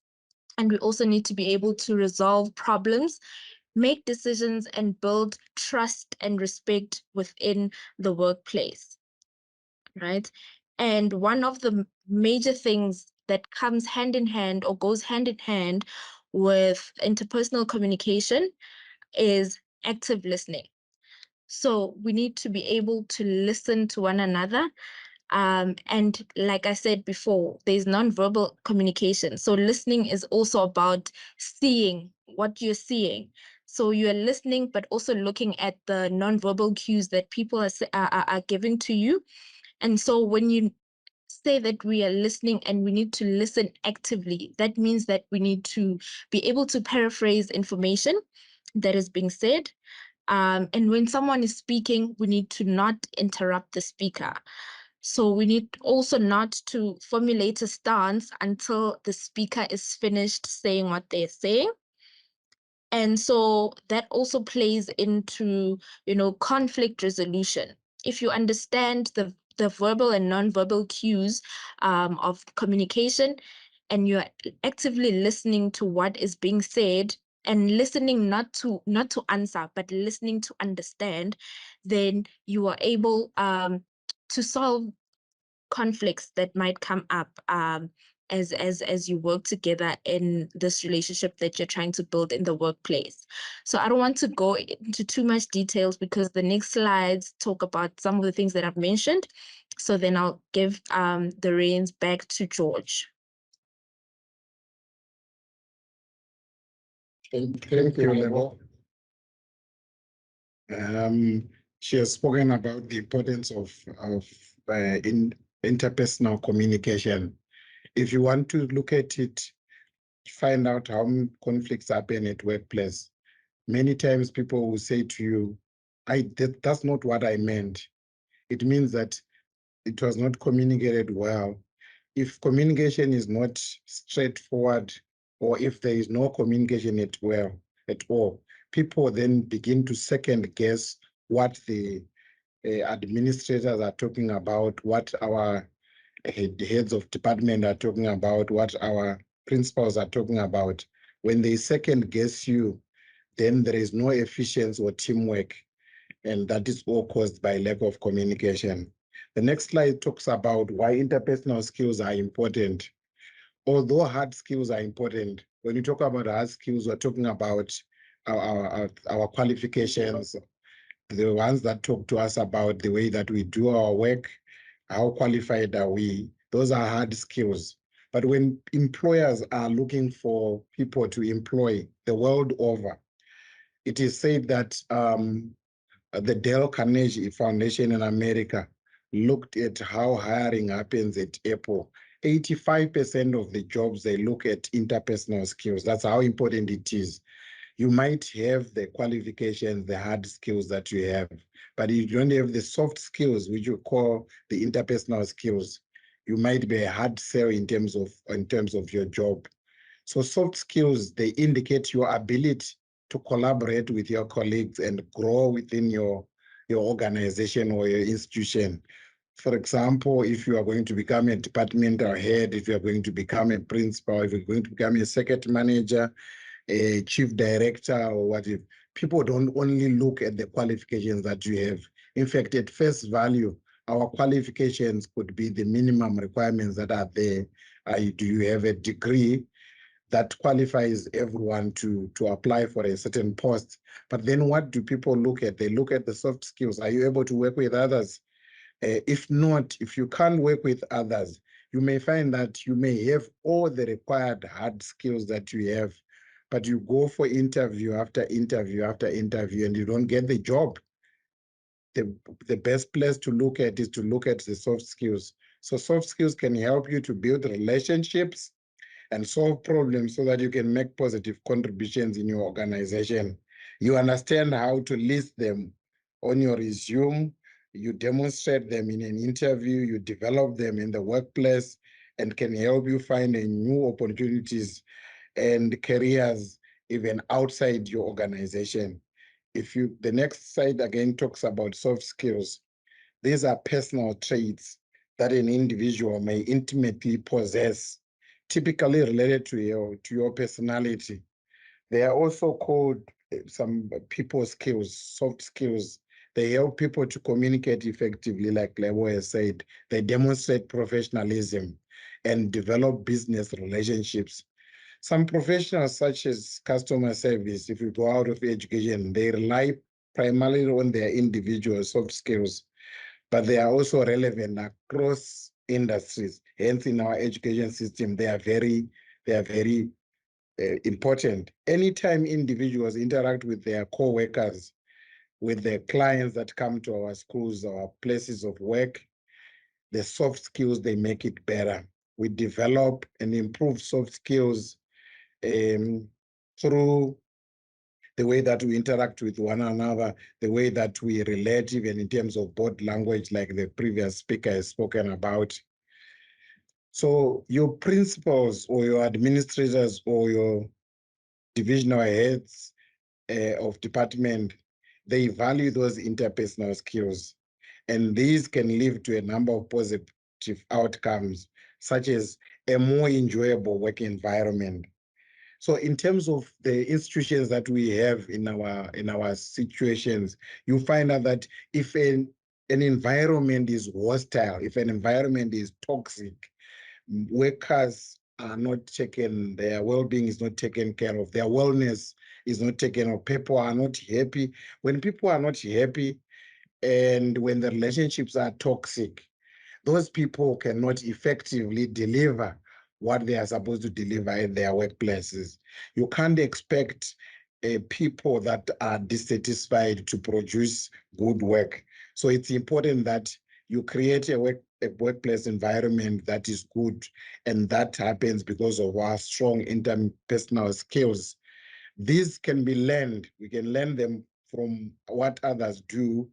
As teachers, our strong interpersonal skills, they help us to work together collaboratively. They help us to work with our supervisors, our superiors. An emphatic and patient teacher can help students learn and grow effectively. So the way we relate to our students, it makes them want to excel in what they do. In fact, one speaker, American speaker, says that it is the connection that is important. She says that learners will not learn from people that they don't like. So if you don't have good interpersonal skills, students will not learn from you, and you will not succeed in terms of how you do your work. You won't become effective. So these are some of the things that you can do to improve your work interpersonal skills. You need to set meaningful goals in what you are going to do as the first step. So you must consider your strengths and specifically what elements of your interactions you would like to develop. If, for instance, you might notice that you are adept at initiating conversations with new people, but you find following up to be a challenge, then you try and use the SMART goal framework, meaning you develop goals that are specific, measurable, attainable, relevant, and time-based. You observe successful interactions. Part of the work that we do is that if you look at in other organizations, how they do their interactions, you observe them. If you like what you see, then you try and replicate it in your organization. Notice specifically what makes those interactions so successful. For instance, you might notice when people talk, their tone, their gestures, their word choice in particular situation. So you consider sharing those ones with a team member and asking them questions to clarify their choice in the interactions that you observe. Then number 3, you identify ways to practice. You may brainstorm, you may seek to mentor for developing your interpersonal skills. If you find a mentor, you might also ask them to provide feedback in terms of your interpersonal skills. Now, I know this is very difficult. People don't want to be criticized. But if you want to develop, you need to accept criticism, because that helps to build your interpersonal skills. Because if people say you are cold, sometimes they really mean that you are cold. So you need to develop that, take that criticism and improve. Solicit feedback, whether you are working with a mentor or in a group, try and do that. It will help to improve. Reflect and modify. If you hear Lebogang gives you criticism, although you may not like it, but if you try and improve on those aspects, it helps you to hone in your soft skills. And that makes the workplace a better place because you are improving your interpersonal skills. And it's very critical that as educators we do that, because what we say to one another matters. It creates the environment that we find ourselves in. And that environment we work in every day. So if we don't take enough time and energy to try and improve it, it remains toxic, or it remains vile, or it remains an environment that when you wake up in the morning, you don't want to go to. And that in itself, it gives ideas to people that are outside the organization that all is not well. Keep interactions focused when you are in if you're focusing on something, focus on that as much as possible in the workplace, depending with who you are communicating with. Is it your colleague? Is it your supervisors? Are they parents that have come to school? Often this means omitting the potential distraction of devices. You can't talk to people when you are busy playing on your cell phone and whatever. It tells the person that is listening, that is next to you, that you are not focused on what you are doing, and that in itself, it creates a bad image, and people will not take you seriously. Leverage recording technology. Sometimes it is possible for a person's perception of their interpersonal communication style to differ from what others observe. Try recording yourself in a mock communication situation, and you try and review that recording to notice any traits or habits you would like to continue or change. Be sure to follow all relevant regulations. Sometimes when you talk, maybe you talk with mannerisms that people do not like. So if you record yourself, you are able to see that maybe every time that I talk, I say, it may irritate others. So you try and remove those things through recording yourself or through the use of technology. Stay positive. A positive outlook can help boost your interpersonal skills by setting a pleasant tone for your interactions. Some people are just pleasant to work with. When you move into an institution and you see them and they say hi, if I say hi, Lebogang, I feel very warm and welcome because of her pleasant a tone of voice. But with others, it's like, you don't know what has happened, and then you don't know if you are invading their place or they what. But the workplace, colleagues, is a place where all of us work. We are forced by work situation to be in that. So we must try to make it a very good environment. And it takes you, myself, and everyone, administrators, principals, those in authority, and those below. All of us, we depends on us. You choose your language carefully. It goes back to what Lebogang was talking about, communication. That language is part of communication. Be mindful of the language that you choose to interact with different audiences. The way you communicate with a supervisor, for instance, may be different than the way you communicate with your friend. The way you spoke to your department, or you speak with your departmental head, the way we speak with your principal, and the way you speak with your colleagues. So the language must be chosen carefully. By being mindful, in charge of your own emotions can be a powerful interpersonal skills. Some people do not understand their own emotions. So if you can't understand your own emotions, what about the colleagues next to you?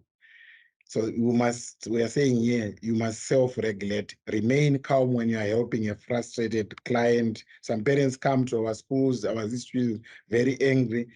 It might be helpful if you to feel calm as well as engage more productively in the dialogue. Try mindful strategies to become more aware of your thoughts and feelings. And if we had time, I was going to ask Lebogang to do some mindful activities with you. They help to calm you down. They help to control your emotions. Know your values. If you understand your own values, that's another important part of interpersonal communication. This can help you to be consistent in the interactions with others. You can't be someone that says, hey, what has happened today? Did you sleep on the wrong side of the bed? Or something happened today? You must be known by your personality, but not to be changing every now and then. Offer empathy. Showing compassion and understanding is another good way to improve your interpersonal skills. Try also to gracefully mirror others' ideas to show you are interested in them, that you understand their perspective. Lebo spoke about that, body language when you're talking to people. This can help support more pleasant and productive interactions at our workplace. Negotiate effectively. You must understand how to negotiate the difference between individuals. It is very important to improve your interpersonal skills. You may be able to use this personal and resolve potential disagreements with others using carefully chosen language. You might also be able to help others resolve conflict using negotiation strategies. So that's what you must try to do in terms of this. At workplace, let it be a contestation of ideas and not about the positions that are within the organization, not about the position that holds. It doesn't matter if you sit in a meeting with your principals.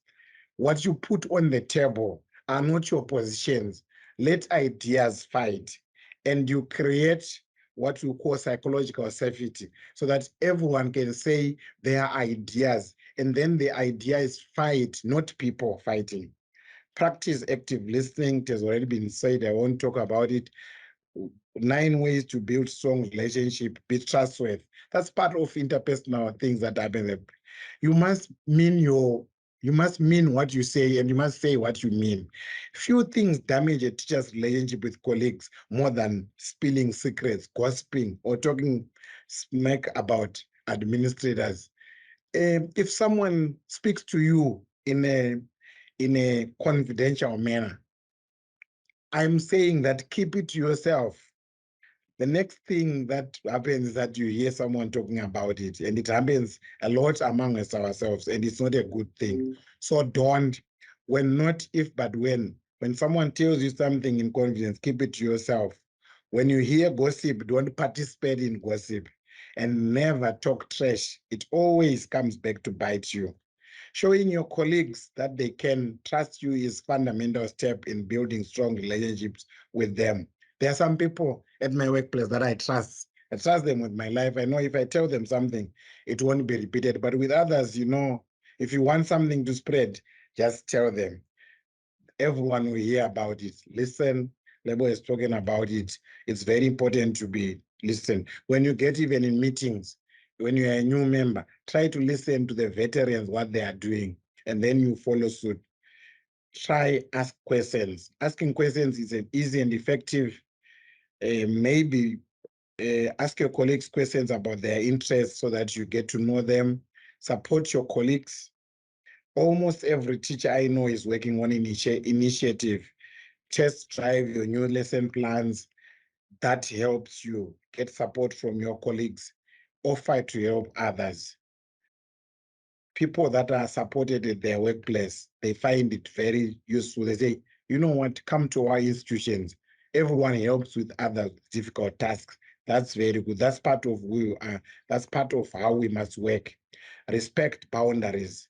If someone doesn't want to talk at you, leave them. They don't want to talk. If you see a teacher on the phone in a conversation with another colleague or enjoying solo lunch, just keep moving. Don't bother them. If you borrow something, return it in a timely manner. Respecting your fellow teachers' boundaries is critical in building bridges and keeping the workplace civil. Modeling this respect can also help your students learn how to identify and respect each other's boundaries. That's very critical. Be real. No one likes a phony. When you interact with a colleague, be yourself and be honest. There are some people that if they say hi, they don't mean it. So you must mean what you say. Your body language must say the word that you really are saying. Look to create genuine relationships. Once they're genuine relationships, you create connections among fellow teachers and among learners. This will show your colleague that you are invested in the relationship. In fact, celebrate to your colleagues once they've done. Maybe they've achieved academic success, they've gotten a post. Don't feel jealous about that. Teachers frequently go out for dinner and drinks. Teachers' unions, they hold maybe gatherings like we were in Western Cape this other time, and they were celebrating. Today, they were celebrating World Teachers' Day. That helps. Many teachers attend student sporting events and plays. Take part in these outings. You are creating relationships, and relationships are very good. Branch out, forming relationships with teacher colleagues. Over the years, you can have a lot of friends. Avoid blurring the lines. Make your intentions known when you are dealing with people, and then create a positive work environment.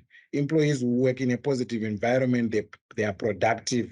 you do your work, your learners pass very well, you reduce your sick leave, you improve your creativity. So these are some strategies for creating positive work environment.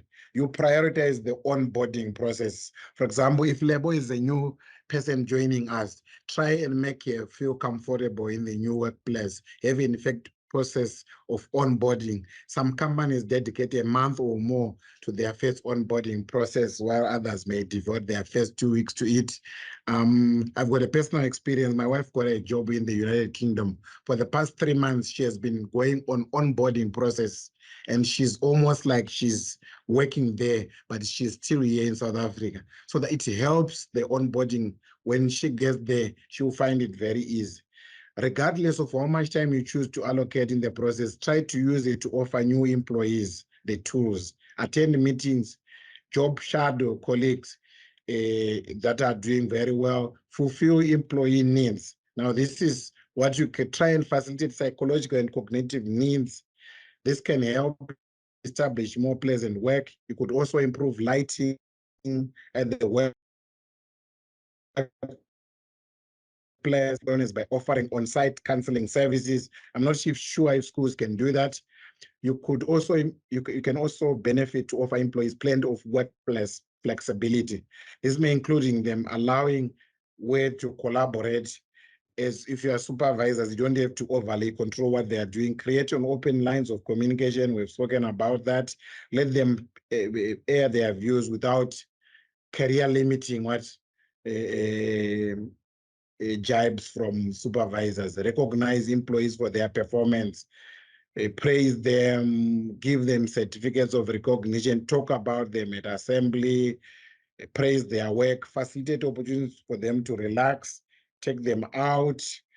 SGBs can allow that to happen. Some ways that you could help create more relax include allowing employees to customize their desk, encouraging staff to have a dedicated break and so forth. They offer training for career development. If people want to be HODs, if they want to be principals, establish the united workplace culture. If all of us have to work, the culture have to be right. Everyone knows what they are supposed to do, when they are supposed to do it, and how they are supposed to do it. That helps. Thank you.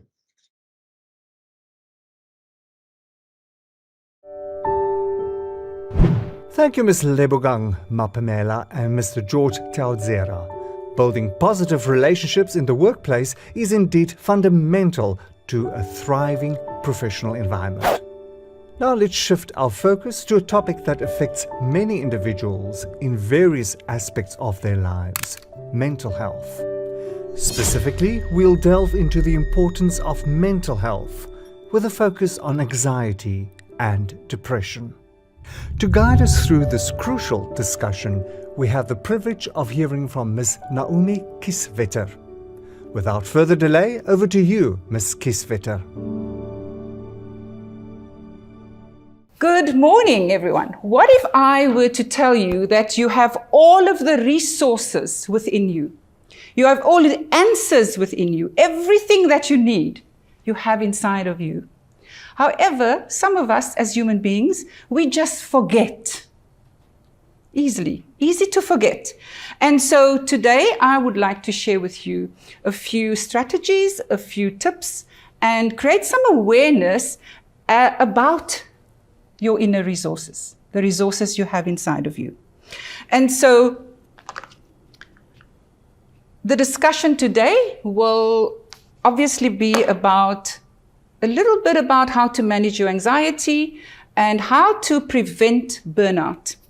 Because if you do not manage your anxiety, it can lead to chronic stress, which eventually will lead to burnout. Okay? And when you are able to manage your well-being, physically, emotionally, and socially, you will also have the ability to perform better. You will have the endurance, the resilience to do what you need to do in your daily activities at work. And so the most important thing when it comes to mental well-being is to break the silence, because there's such a stigma about mental health. I'm sure you know of somebody who is struggling with mental well-being and mental health, but they are afraid to mention it. They are afraid to say, they are afraid to ask for help. And for us, as perhaps bystanders, family members, co-workers, it's important to break the silence. Together, we can help each other as a team, as a workplace, and create a culture of mental health awareness, in fact. So why is mental health so important? It's because, as I mentioned earlier, it improves our performance. It also helps us to build better relationships in the workplace, interact with each other better, communicate with each other better, because we are all so intricately interconnected. And everything that you do affects your co-worker. And so down the line, everyone experiences your mental well-being. Because what you do then will be based on your resourceful mind. You have been empowered and you can do what is necessary moment by moment. And so I think when it comes to our daily activities, there's a big sense, I hear this every day, this thing called anxiety. And so anxiety really is a human experience. We all experience anxiety from one moment to moment, in whatever we do. And so anxiety is actually a very good emotion to have. But what I would like to say is anxiety that carries on and that makes us stagnant, that keeps us stuck from moving forward, can become an illness, which is called an anxiety disorder. I'm sure you've heard about that before. And what that means, it can also lead to depression later on, which can also lead to burnout. And so important for us to remember is being aware, firstly, of the thoughts, because anxiety is really a thought process. Anxiety is a thinking process. And so sometimes we can drown in our own thoughts. And we go down into a downward spiral and we don't know how to get out of it. And that's when we hit rock bottom sometimes. And so it's important for us to be aware of our thoughts every single moment, from the moment we wake up. When the alarm goes off, I can put that alarm off and I'm telling myself, I can sleep for another 5 minutes or 10 minutes. And then later on, I don't have time to catch up with what I needed to do, but it all started with a thought. And now I'm starting to get anxious because I'm going to be late for work. I'm going to be stuck in traffic. My boss I'm going to get into trouble. But where did it start? With a thought. Snooze my alarm button. I'm just going to take another 5 minutes. It's a thought. Okay? So the thought led to the anxiety and the anxious feeling. And so it's important for us to actually remember the story that we're telling ourselves. Because we all have a story. We all tell ourselves things every day. We have this constant inner narrative, which leads into what you see on the screen, this thinking cognitive triangle, this thinking looping pattern. And what this means is that the thought that we have, like waking up in the morning, or my boss asking me to prepare a plan or a schedule or anything a task. Maybe it's a new task that you haven't done before. And so the anxiety starts with that thinking about this task, okay? I mentioned earlier that, anxiety can also be turned around to excitement. And how does that work? Is when my thoughts, I can reframe, I can tell a new story. Yes, this is a new task. This is something that I haven't done before, but maybe let's see How can I improve on this? What can I achieve? Be curious. And when you have a curious mind, it also speaks to having a growth mind, a growth mindset. Because a growth mindset says, what else is there? What haven't I tried yet? Yet in a growth mindset is it's such a small word, but it opens up new possibilities. Okay? Whereas a fixed mindset says, oh, this is all I know. This is all I've learned. I don't know anything else. How can they tell me? How can they give me this task to do? Don't they know that I don't know this? Or, do you see? And that in itself builds and triggers some emotion. So if you look on this triangle, your thoughts also, it goes in both directions. Your thoughts also triggers certain emotions, which can be negative and disempowering, because then the behavior is directly linked to that thought. Do you see how it all ties in? And it all starts with our thinking patterns, our inner narratives. So ask yourself, challenge your story. Challenge it. Is this really true? That I'm thinking, the story that I'm telling myself? And then, how can I reframe the story so that I can feel more empowered? So that I can be in a more resourceful state of mind. Okay? But as we know, what we're not aware of, we can't change. So it all starts with self-awareness. If someone says, Naomi, there's a little black spot on your shirt, and I didn't know, I can't clean it. But then again, what causes me anxiety would be if I were to focus on that spot throughout my day, and it wears me down because someone said something that was not I didn't like it. Okay? Very often in the workplace, someone says something. So what does it mean to be self-aware? I need to understand the triggers, my emotional triggers. How am I triggered by whatever is said, whatever happens outside? Because I cannot control what happens outside of me. I can only control how I respond and how I show up. And how I show up can be either empowering or disempowering. Okay? It can also help me to function optimally as a high-performing team player.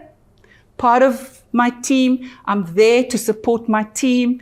I'm there to give my everything today. But my thought can keep me stuck. My thoughts can hold me back.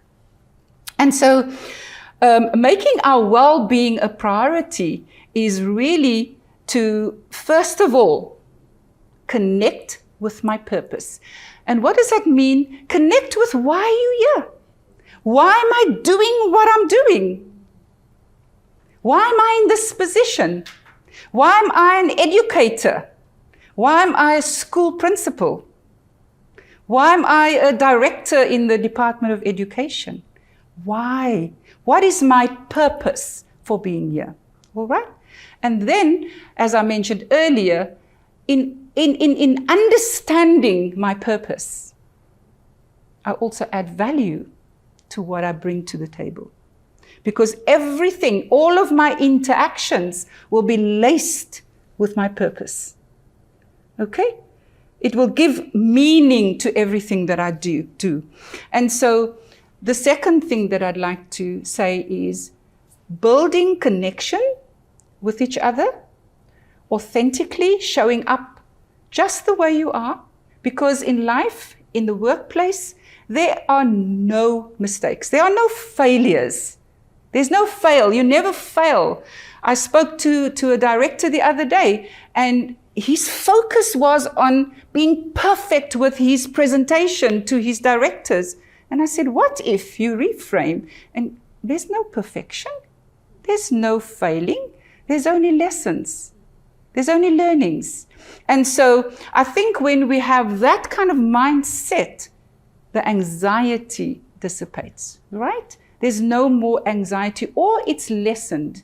It diffuses the anxiety. With my thought and with my mindset, I can diffuse that anxiety. And so I then remain focused on what's important to me. And so I think I'd like to just share with you something that is very dear to my heart, and that is using our body's intelligence. Because I told you at the beginning, you have all the resources within you, you have all the answers within you, and sometimes we forget that we have this beautiful intelligence inside of us. And what you see here is what we call the vagus nerve. It's the longest nerve in the body.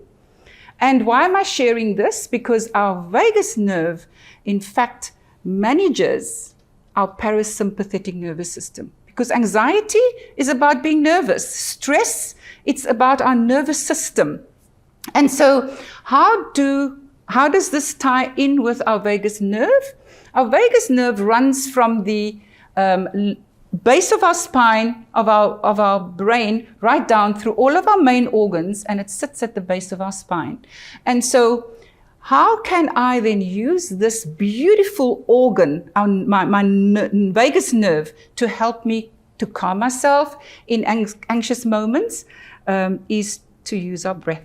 Our breath is the most powerful tool that we can use to calm ourselves down, to make us feel more centered, to make us feel more grounded. And this is how it goes. You're welcome to do this right now. Just your in-breath, and allow the breath to go right into your belly. Okay? Hold for a few seconds, and the out-breath, that's when the magic happens. So the out-breath is longer than the in-breath. So when I breathe in, 2, 3, 4, hold, and I breathe out, 2, 3, 4, 5, 6, 7, 8. So by breathing out, you have now just stimulated your vagus nerve. And how are you feeling now? You're feeling a bit calmer, right? You're not worried about what's going on out there or what you need to do tomorrow. So you have used the intelligence of your own body. Just by, instead of popping a pill, I can use my body, use my breath to calm me down, to feel more centered, to feel more confident, so that I can perform optimally and be more resourceful. You see the ear there? Okay?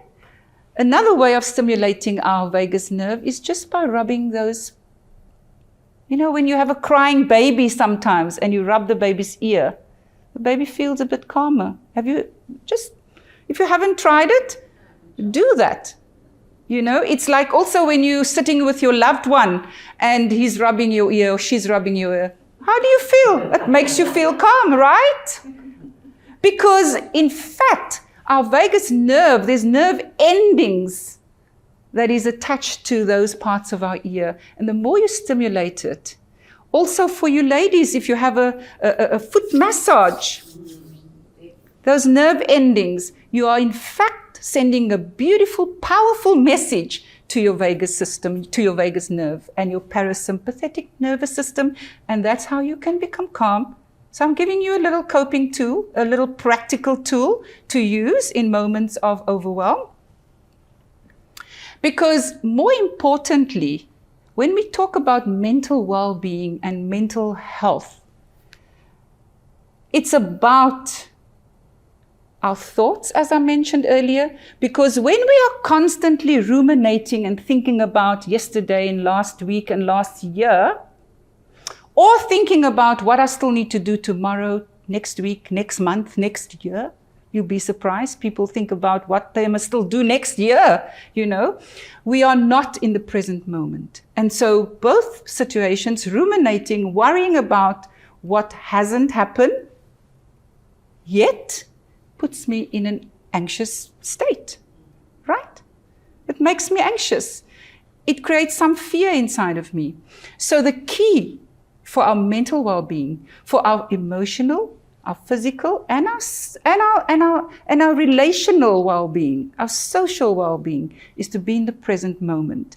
And being in the present moment, just think about you're meeting someone for the first time, or you're meeting someone for coffee, but you're both on your phones, or your phone is on the table, and you are not listening, or you're not actively hearing what the person is saying, because you are already past this coffee date or this meeting. You are outside of it already. And so you are not present, you are not focusing, you're not paying attention. And so in the workplace, the same thing happens. My boss or my superior or my supervisor asks me to do something, and my mind is already, I can't do this. I'm already telling myself a story. Okay? So the more I can be in the present moment, paying attention, actively listening, I will be a lot calmer. I challenge you to try that. Bring your awareness to the present moment. It's called mindfulness. Focusing with intention on the present moment. All right? So mindfulness is a really good antidote to anxiety, to stress, and to depression. Eventually, when you start practicing mindfulness and bringing your mind to this present moment, you will get into a default behavior, because all of our behaviors, all of our habits, everything that we've done every day, all of our patterns, we all have patterns of behavior, patterns how we show up in the workplace, because they have been learned over a period of time. Is it Einstein that says excellence is not an act, excellence is a habit. So I can become excellent in being anxious, excellent in being procrastinating, pushing back a task because I'm anxious. I can be excellent at being lazy. But on the other hand, I can also start getting excellent in practicing present moment awareness, bringing my attention to this moment that I'm in right now, this person that I'm engaging with, this task that I'm busy doing. You know, there's this thing called multitasking, and for me, multitasking doesn't work. Why? If you think about your computer and you have all of these tabs open, imagine how your computer slows down a little bit. It's not functioning optimally. Have you experienced that? And so the same happens in our brain.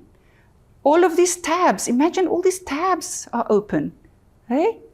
My brain goes into overdrive and it switches off. And I've become unresourceful. I'm not functioning optimally. So it starts with bringing my awareness to the moment. What am I doing right here in front of me? What task am I about to do? With an open mind, with an open growth mindset, saying, you know what? I can do this. I've got this. Even a teacher in the class, you know, when you step into the classroom in the present moment and not worrying about the lesson that you are supposed to give your learners, but you are present. Guess what happens? The learners feel that calmness too. So as educators, we can also bring an energy into the classroom that's not so resourceful.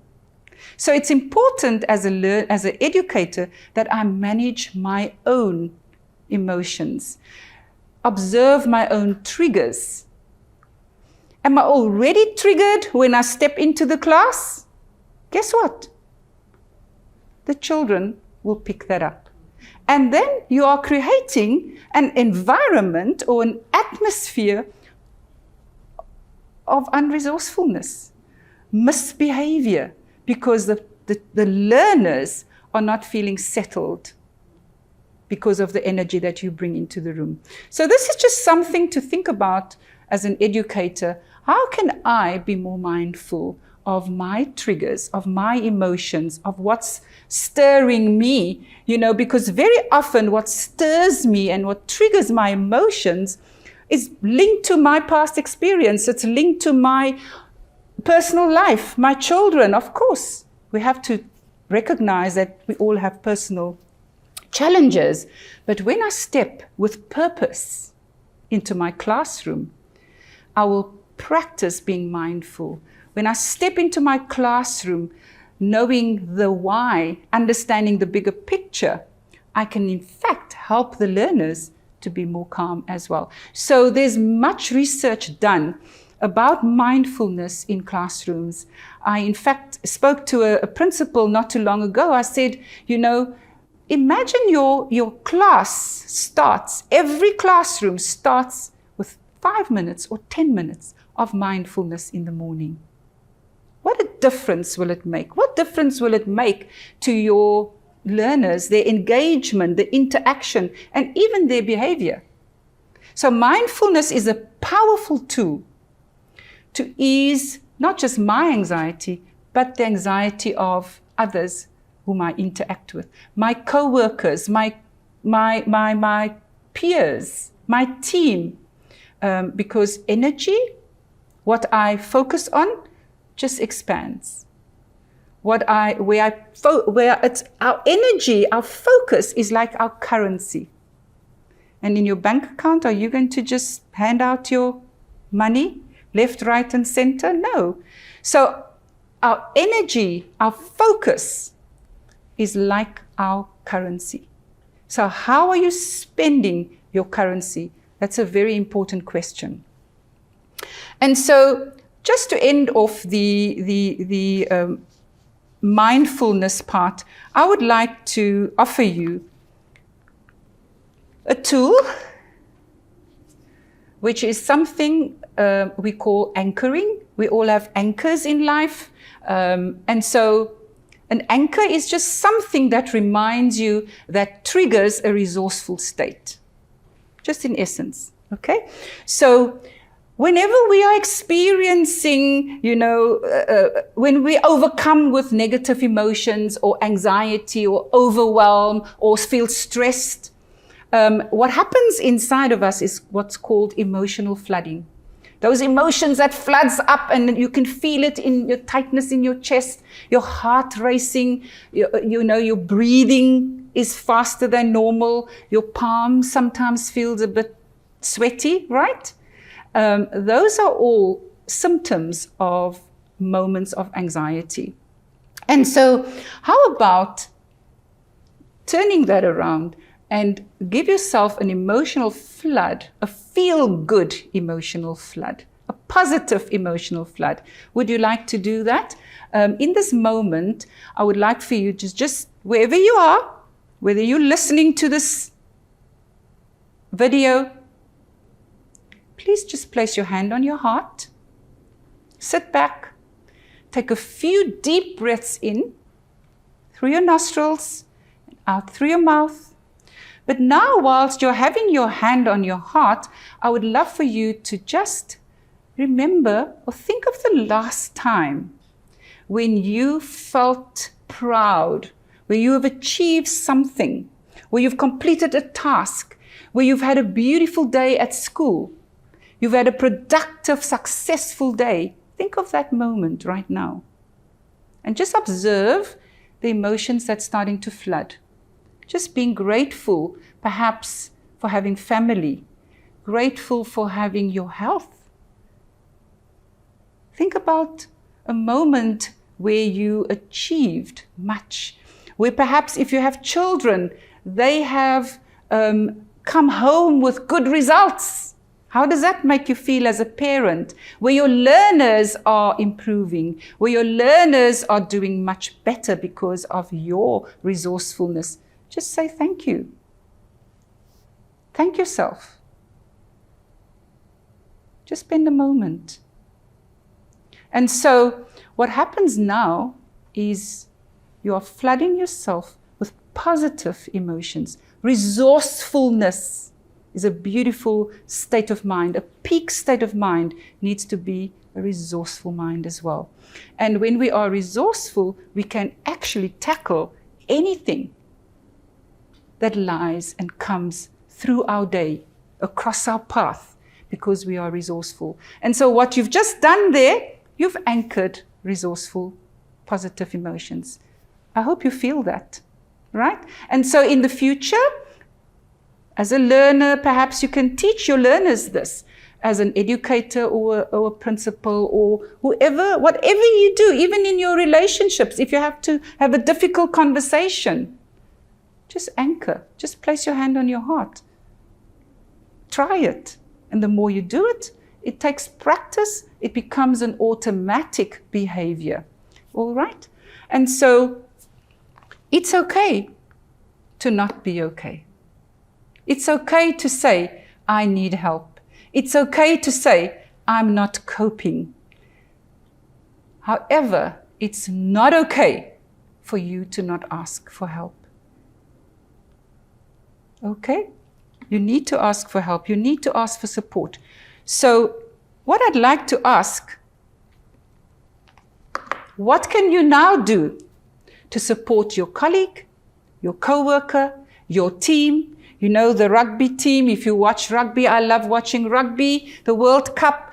Every team member must support each other. They can't play in their little corner. We can't work and operate in a little silo. We operate as a team. So what can you now do so that it has your well-being and your wellness, your mental health, has a ripple effect, and it affects every single person that you interact with on a daily basis? What action can you now take to do that and support your team? Thank you very much. I hope that I have given you something to use as a practical tool to manage yourself and show up more resourcefully. Thank you. Thank you, Ms. Naomi Kieswetter, for your presentation on mental health. Your insights are incredibly valuable, especially in today's world where mental well-being is of utmost importance. We have one more inspiring topic in store for you. It's time for our motivational boost. We are delighted to welcome Ms. Alison Godenir. So, without further ado, I invite Ms. Alison Gardner to deliver her motivational talk that's hopefully going to uplift and energize our participants, leaving them inspired and ready to embrace new challenges and opportunities. Hi, my name is Alison Gardner, and I have the awesome task today to discuss the construct of motivation. I think I'm probably going to bring some difference in this particular construct. I think many of us have a certain mindset around motivation, and I think I'm going to deconstruct that a little bit today.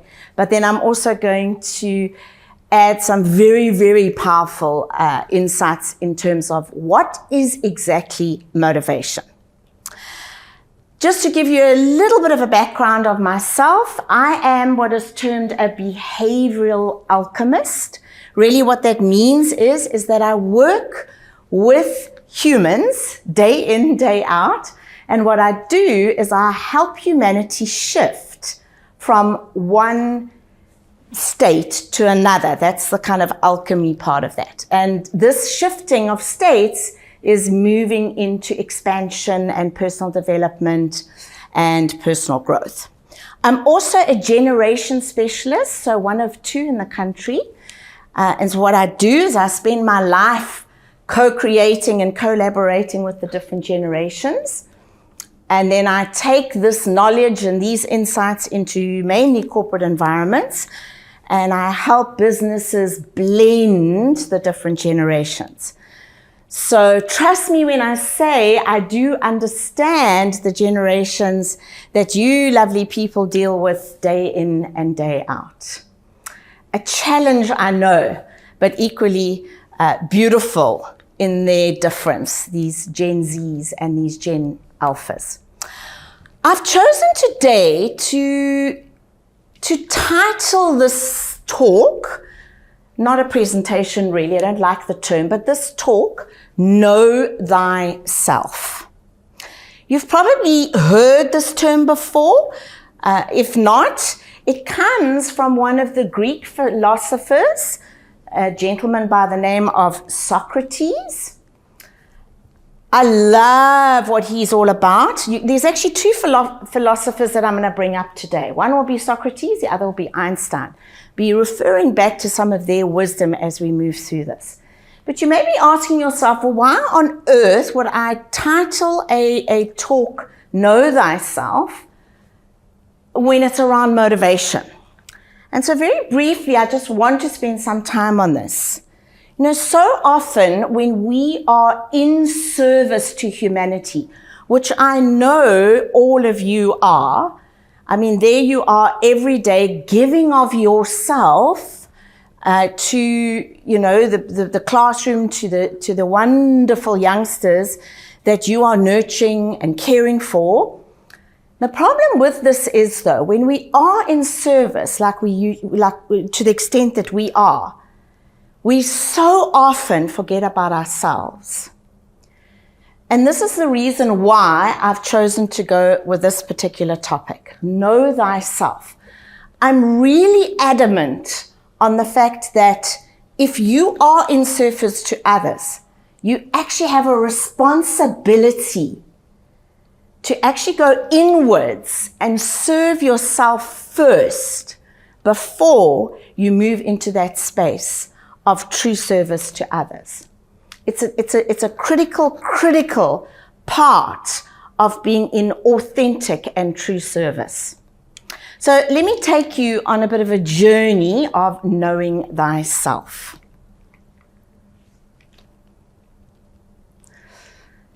So this is also what Socrates said.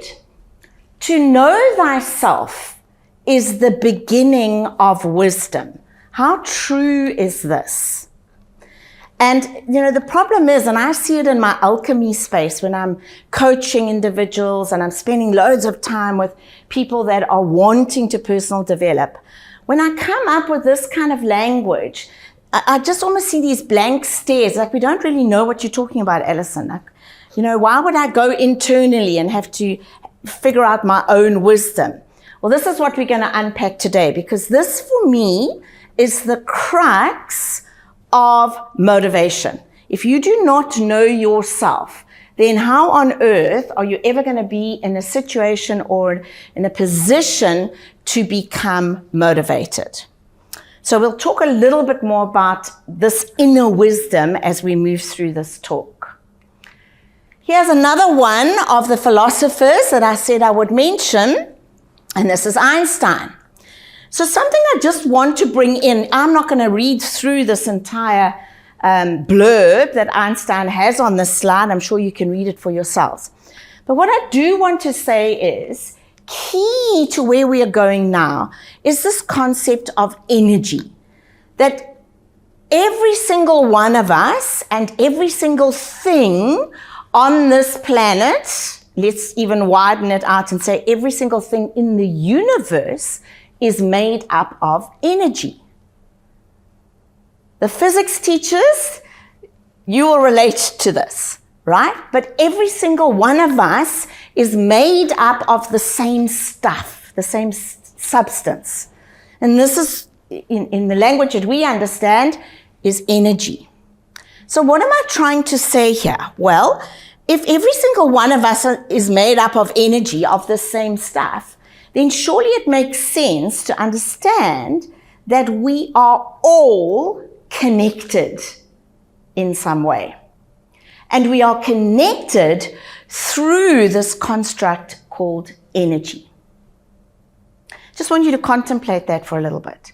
We are all connected. In fact, everything on this planet is connected. So in essence, I'm standing up here, weird and left field as it is, to say we are equally connected to nature. We are connected to the trees. We are connected to the animals. It's a fact. Now, another point I want to bring up when we're talking about energy is the fact that energy vibrates at different frequencies. So to keep it really, really simple, if we are wanting to move into the space of high motivation, we really need to be conscious of our levels of internal frequency. Am I vibrating at a higher frequency, or am I vibrating at a lower frequency? Clearly, the lower the frequency, the less energized you will be.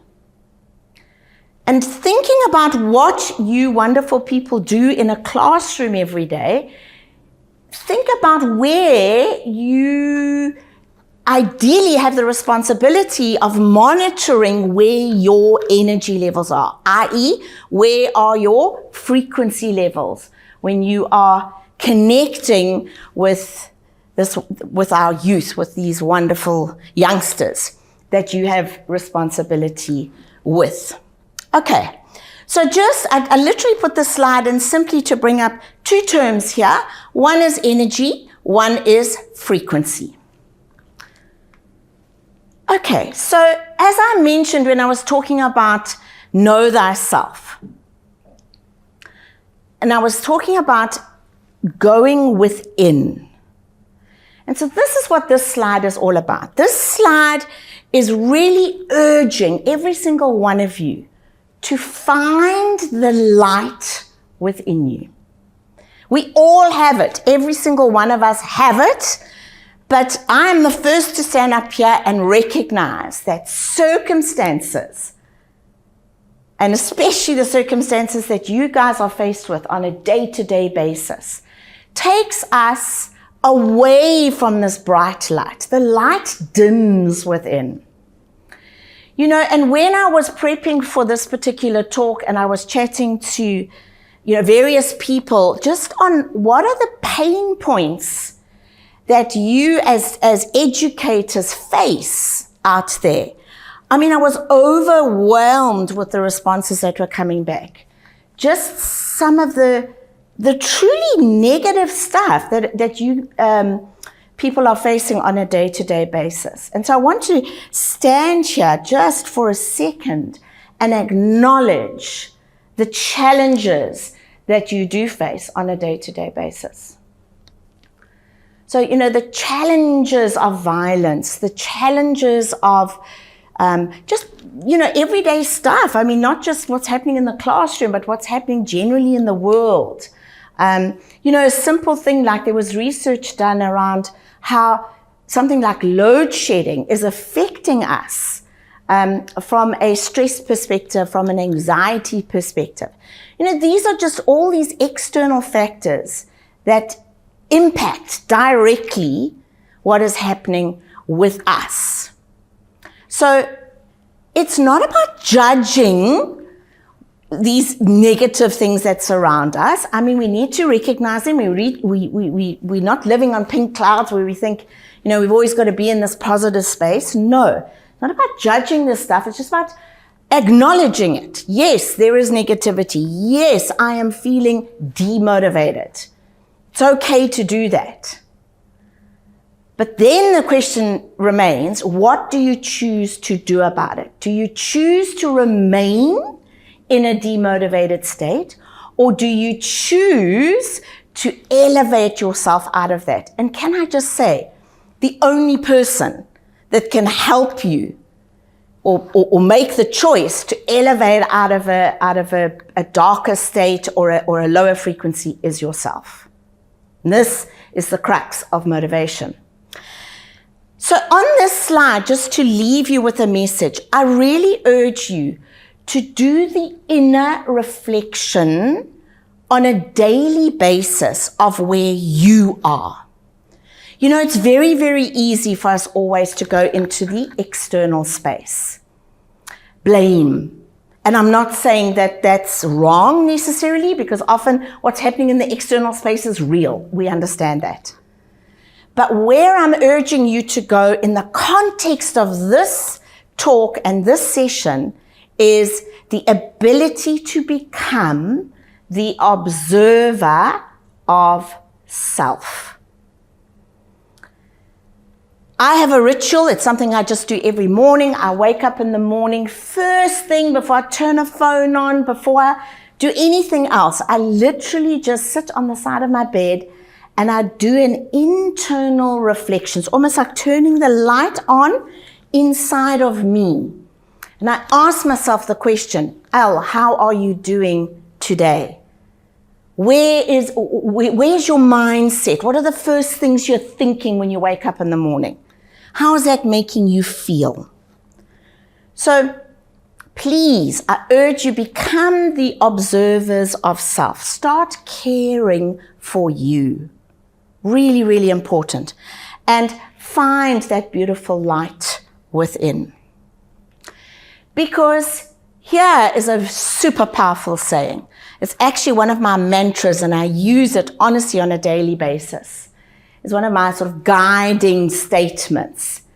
As within, so without. In other words, however you are feeling within yourself, whatever your thought processes are, trust me when I say, and this is not in your conscious mind, but it's happening from a subconscious level, you are transferring those externally. So keep this term in mind. As within, so without. If I'm entering into a classroom and I'm feeling challenged, I'm feeling sad, I'm feeling frustrated, any one of these slightly lower frequency emotions, you do need to have the awareness that that frequency is what you're going to almost be transmitting out to those other people in that space, i.e. in your environment, a classroom. As within, so without. Einstein said, I love this, a student is not a container you have to fill, but a torch that you have to light up. Let's think about this lighting up. Well, as I just mentioned, as within, so without. If you are not lit up within, how are you going to be able to facilitate or navigate the process of lighting up these beautiful human beings that you are responsible for in a classroom? So, love that. Maybe even keep this as something, as a quote that you use on an ongoing basis, just to remind yourself of the responsibility, or maybe not even a responsibility, of how you serve these young people. Okay. So there's a beautiful, probably common scenario for many of you, especially those of you teaching in the primary school space. But again, if this gentleman was sitting in front of these youngsters and he certainly was not accessing that light within himself, then I'm sure the whole vibe and environment would not be as positive as it looks in this particular slide. So I simply put this slide in because I know it's so, you can relate to this in your everyday environments. As within, so without. Bring the light. Bring your light. Okay, so now one of the things that we know, and loads of research, this is probably moving a little bit into the psychology space, but one of the things we know that dims the light is this construct that is known as victimhood. Now, as I stand up here now, hand on heart, how many times in a week do I find myself in this exact space? Often. It is so common for every single one of us to sink into what is termed victimhood. And again, here comes the power of self-observation. Because if you don't know that you're in victimhood, then you can't really get yourself out of it. Now again, I don't want to judge the space. It's normal. I mean, we're human, right? Stuff happens. and we go into the space of feeling sorry for ourselves or blaming an external environment for something. As soon as you go into blame, by definition, you are now in victim. Okay? This diagram, and I'm really hoping that most of you have a pen and paper just around you, or that you can reach for, and possibly just make some notes around this diagram. I think it will help you exponentially. Okay, but what we're looking at is obviously a pyramid. I call this entire tool releasing the victim. And it is a tool. So I'll be giving you two tools, this one and another one soon after this, that I hope will help you in terms of your self-motivation. Okay, so at the top of our pyramid, we obviously have this construct called victim. On the left-hand side of our pyramid, we have a construct called hero, and on the right-hand side, we have a construct called villain. Now, for most of us that find ourselves in victim, more often than not, within this scenario, there is a villain. So if I was to give you an example of me, I live in Somerset West, I have to travel on the N2 on a regular basis, particularly early in the morning. And it's not a pleasant experience. For any of you that do it, you'll probably relate. For me, it's seriously not a wonderful experience. So I've realized, and I've done the self-observation, that when I'm on this journey, I'm often feeling super anxious. And I don't like that feeling because it takes me into almost a lower frequency. So by the time I'm getting to my clients or going to do a keynote, I'm not feeling in the frequency that I'd like to be in. So I did some self-reflection on this, and I was thinking to myself, well, what is happening for me on this N2? And I suddenly realized that I have a seriously negative attitude towards taxi drivers. And that the anxiousness for me on this drive in the early morning is taxi drivers. Being brutally honest, but this is where I'm at. So I've realized, Alison, you are sitting in victim, and the villains in this scenario are the taxi drivers. So what I did is I asked myself a couple of questions. Here are the questions, and I'll come back to self in a moment. My questions that I asked myself was, what triggers or ignites negative emotions within me in this scenario of the N2? Bingo, taxis. Taxis are the things that cause the most anxiousness. Okay. So then, Alison, are you a victim to the taxis? Yes, I am. Right? So what was the personal choice that I had to make? Because clearly I need to drive on this road. So my personal choice is to shift my attitude towards taxi drivers. Now, just telling myself that is not going to work. So I've done a process around it.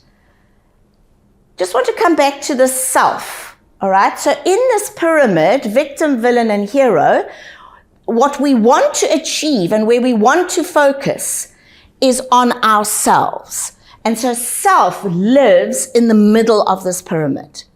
And this is where we want to be. We want to be our authentic selves living in this higher frequency in this space of self-motivation.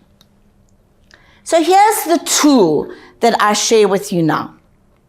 I'm going to ask you to take a piece of paper, and you do this in your own time and in your spare time. But take a piece of paper and literally just head this piece of paper the negative thoughts that you have around whatever situation you find yourself a victim to. For me, I did the list of all the negative things, negative thoughts that I carry around taxi drivers. And I have to share with you, I filled an A4 piece of paper with all these negatives. But here is almost I want to say, the critical success factor of this exercise. You then choose another piece of paper and you head that piece of paper positives.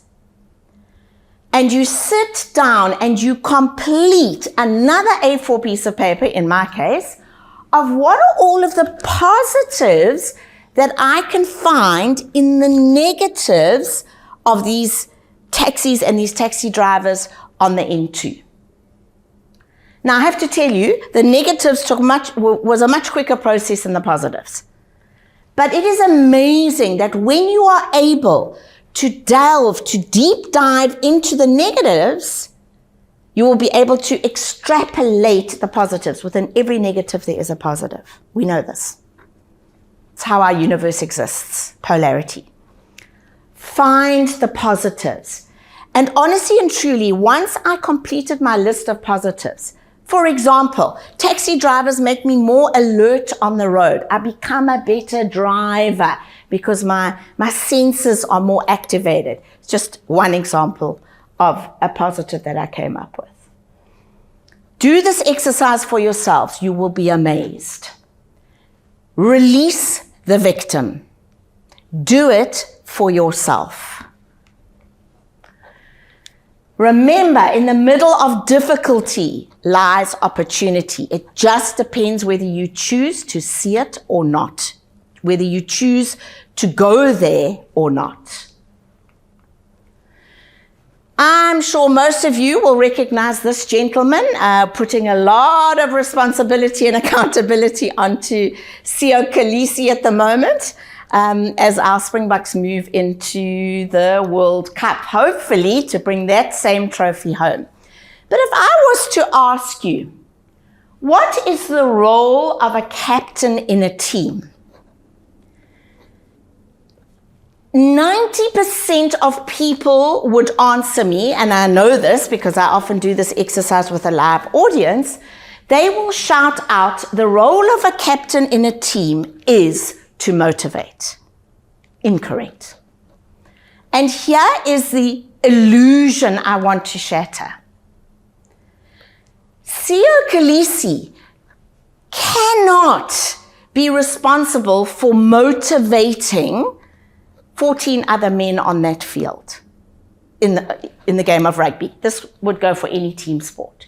He cannot be held responsible for a fuff or whoever it may be to get up in the morning and go and work out in the gym or bring his A game. That responsibility lies with the individual. So, but the illusion that we have around motivation is that we wait for motivation to come externally. And unfortunately, when we wait for that, it's not going to come. What I will say, the role of a captain in a team is to inspire. So there is a fundamental difference between inspiration and motivation. And if there's one thing you take away from this talk today, it is this point. The fundamental difference between inspiration and motivation. And yes, as a captain, there is an expectation that a captain brings inspiration to team members. And things like role modeling and walking the walk, etc., etc. So, here is a powerful statement I want to make. And I will say it slowly and I will say it twice. Nothing and no one can motivate you except you. Nothing and no one can motivate you except you. And when you finally get this, when you internalize this, I promise you as I stand here now, your life will change. This is what we term the inner journey versus the outer journey. When we're busy just looking at the outer space, the external locus of control, and we're waiting for motivation and whatnot to come from there, it is not going to come. Inspiration will come. But once you're inspired, what do you choose to do with that? Which brings me to this diagram. So here's the second tool, ladies and gents, that I would like you to make a note of and go away and do in your private time. Right, again, you see two columns. On the first column, we write the word inspiration. On the second column, we write the two words desired outcomes. So what you'd be tasked to do is to look at the inspiration column and start writing all the amazing things that you are inspired by. I've just given some examples up there. Your column can be infinitum, but it'll be amazing when you actually start having to think about what am I inspired by. A lot of people come up with the first three things and then they get stuck. That's a tragedy. So please put some thought into this. Really go into your heart space and think about what inspires me on a daily, a monthly, and a weekly basis. Once you have done that, then you go over to desired outcomes. And you ask yourself, if I am inspired by my family, what is the desired outcome that I'm chasing? Well, in many cases, it would be family brings support, brings love. Nature, for example, balance. These are just my ideas. Reading, desired outcome, knowledge. Money, prosperity. Animals, unconditional love. Sport, fitness. Teaching, serving the youth. Okay, but as you look at those two columns, you will notice that there is a space that lies between these two columns. And I would urge you to think about this space. And my question to you would be, who or what inhabits the space between? The right answer would be me. I inhabit the space between. But in so many cases, we abdicate the space between to something or someone else. I.e., we go into victim, we go into blame. I'm inspired by this, oh, but it can't happen because of this. Okay? So be very, very conscious of this. You are the only entity that can inhabit the space between. Now here's what happens in this diagram. The minute you are inspired, it hits you. Then you go into choice. Every single one of us on the planet has choice. You are going to choose, am I just going to stay inspired or am I going to choose to become self-motivated? And in that choice of self-motivation, as soon as you make it, you will then automatically achieve the desired outcomes. But if you choose to remain, it's just simply an inspiration, then that is your choice. However, you will then lack motivation. So the whole concept of motivation is around self. No one and nothing can motivate you except you. What are the choices that you are making? Choose to be a lighthouse for yourself, for your loved ones, for the community, and for the children, for the people that you choose to serve on a daily basis. From my side, as I stand up here and I share these messages with you, I equally want to give my heartfelt gratitude for what you do for our youngsters on a daily basis. Thank you for your service.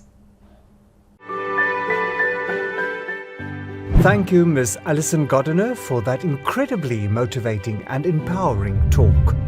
As we conclude the Employee Health and Wellness webinar, we are deeply grateful for the contributions of all our speakers today, sharing their expertise and knowledge to enhance our understanding of various aspects of well-being.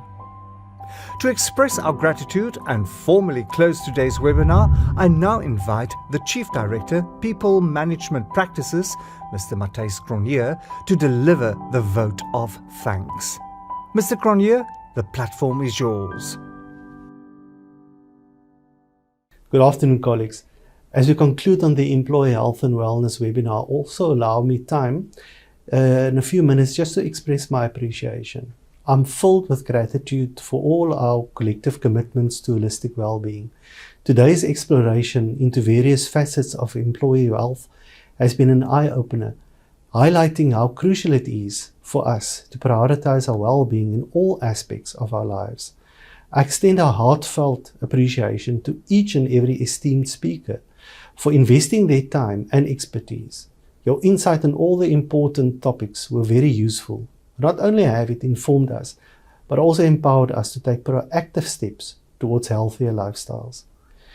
These topics touch the very core of our lives, influencing our happiness, productivity, and overall quality of life. To our Head of Department, Mr. Walters, thank you for taking time out of your busy schedule to do the keynote address and to be part of this event. Knowing the emphasis you put on wellness, which is one of the WCED's priority areas. To Ms. Gardner, on the topic of financial wellness, relating to our ability to plan for the future, relieve stress, and achieve a work-life balance, and ensuring our finances are actually safe. And Ms. Botha for effective conflict management, which is so fundamental for a harmonious work environment, promoting collaboration as well as innovation.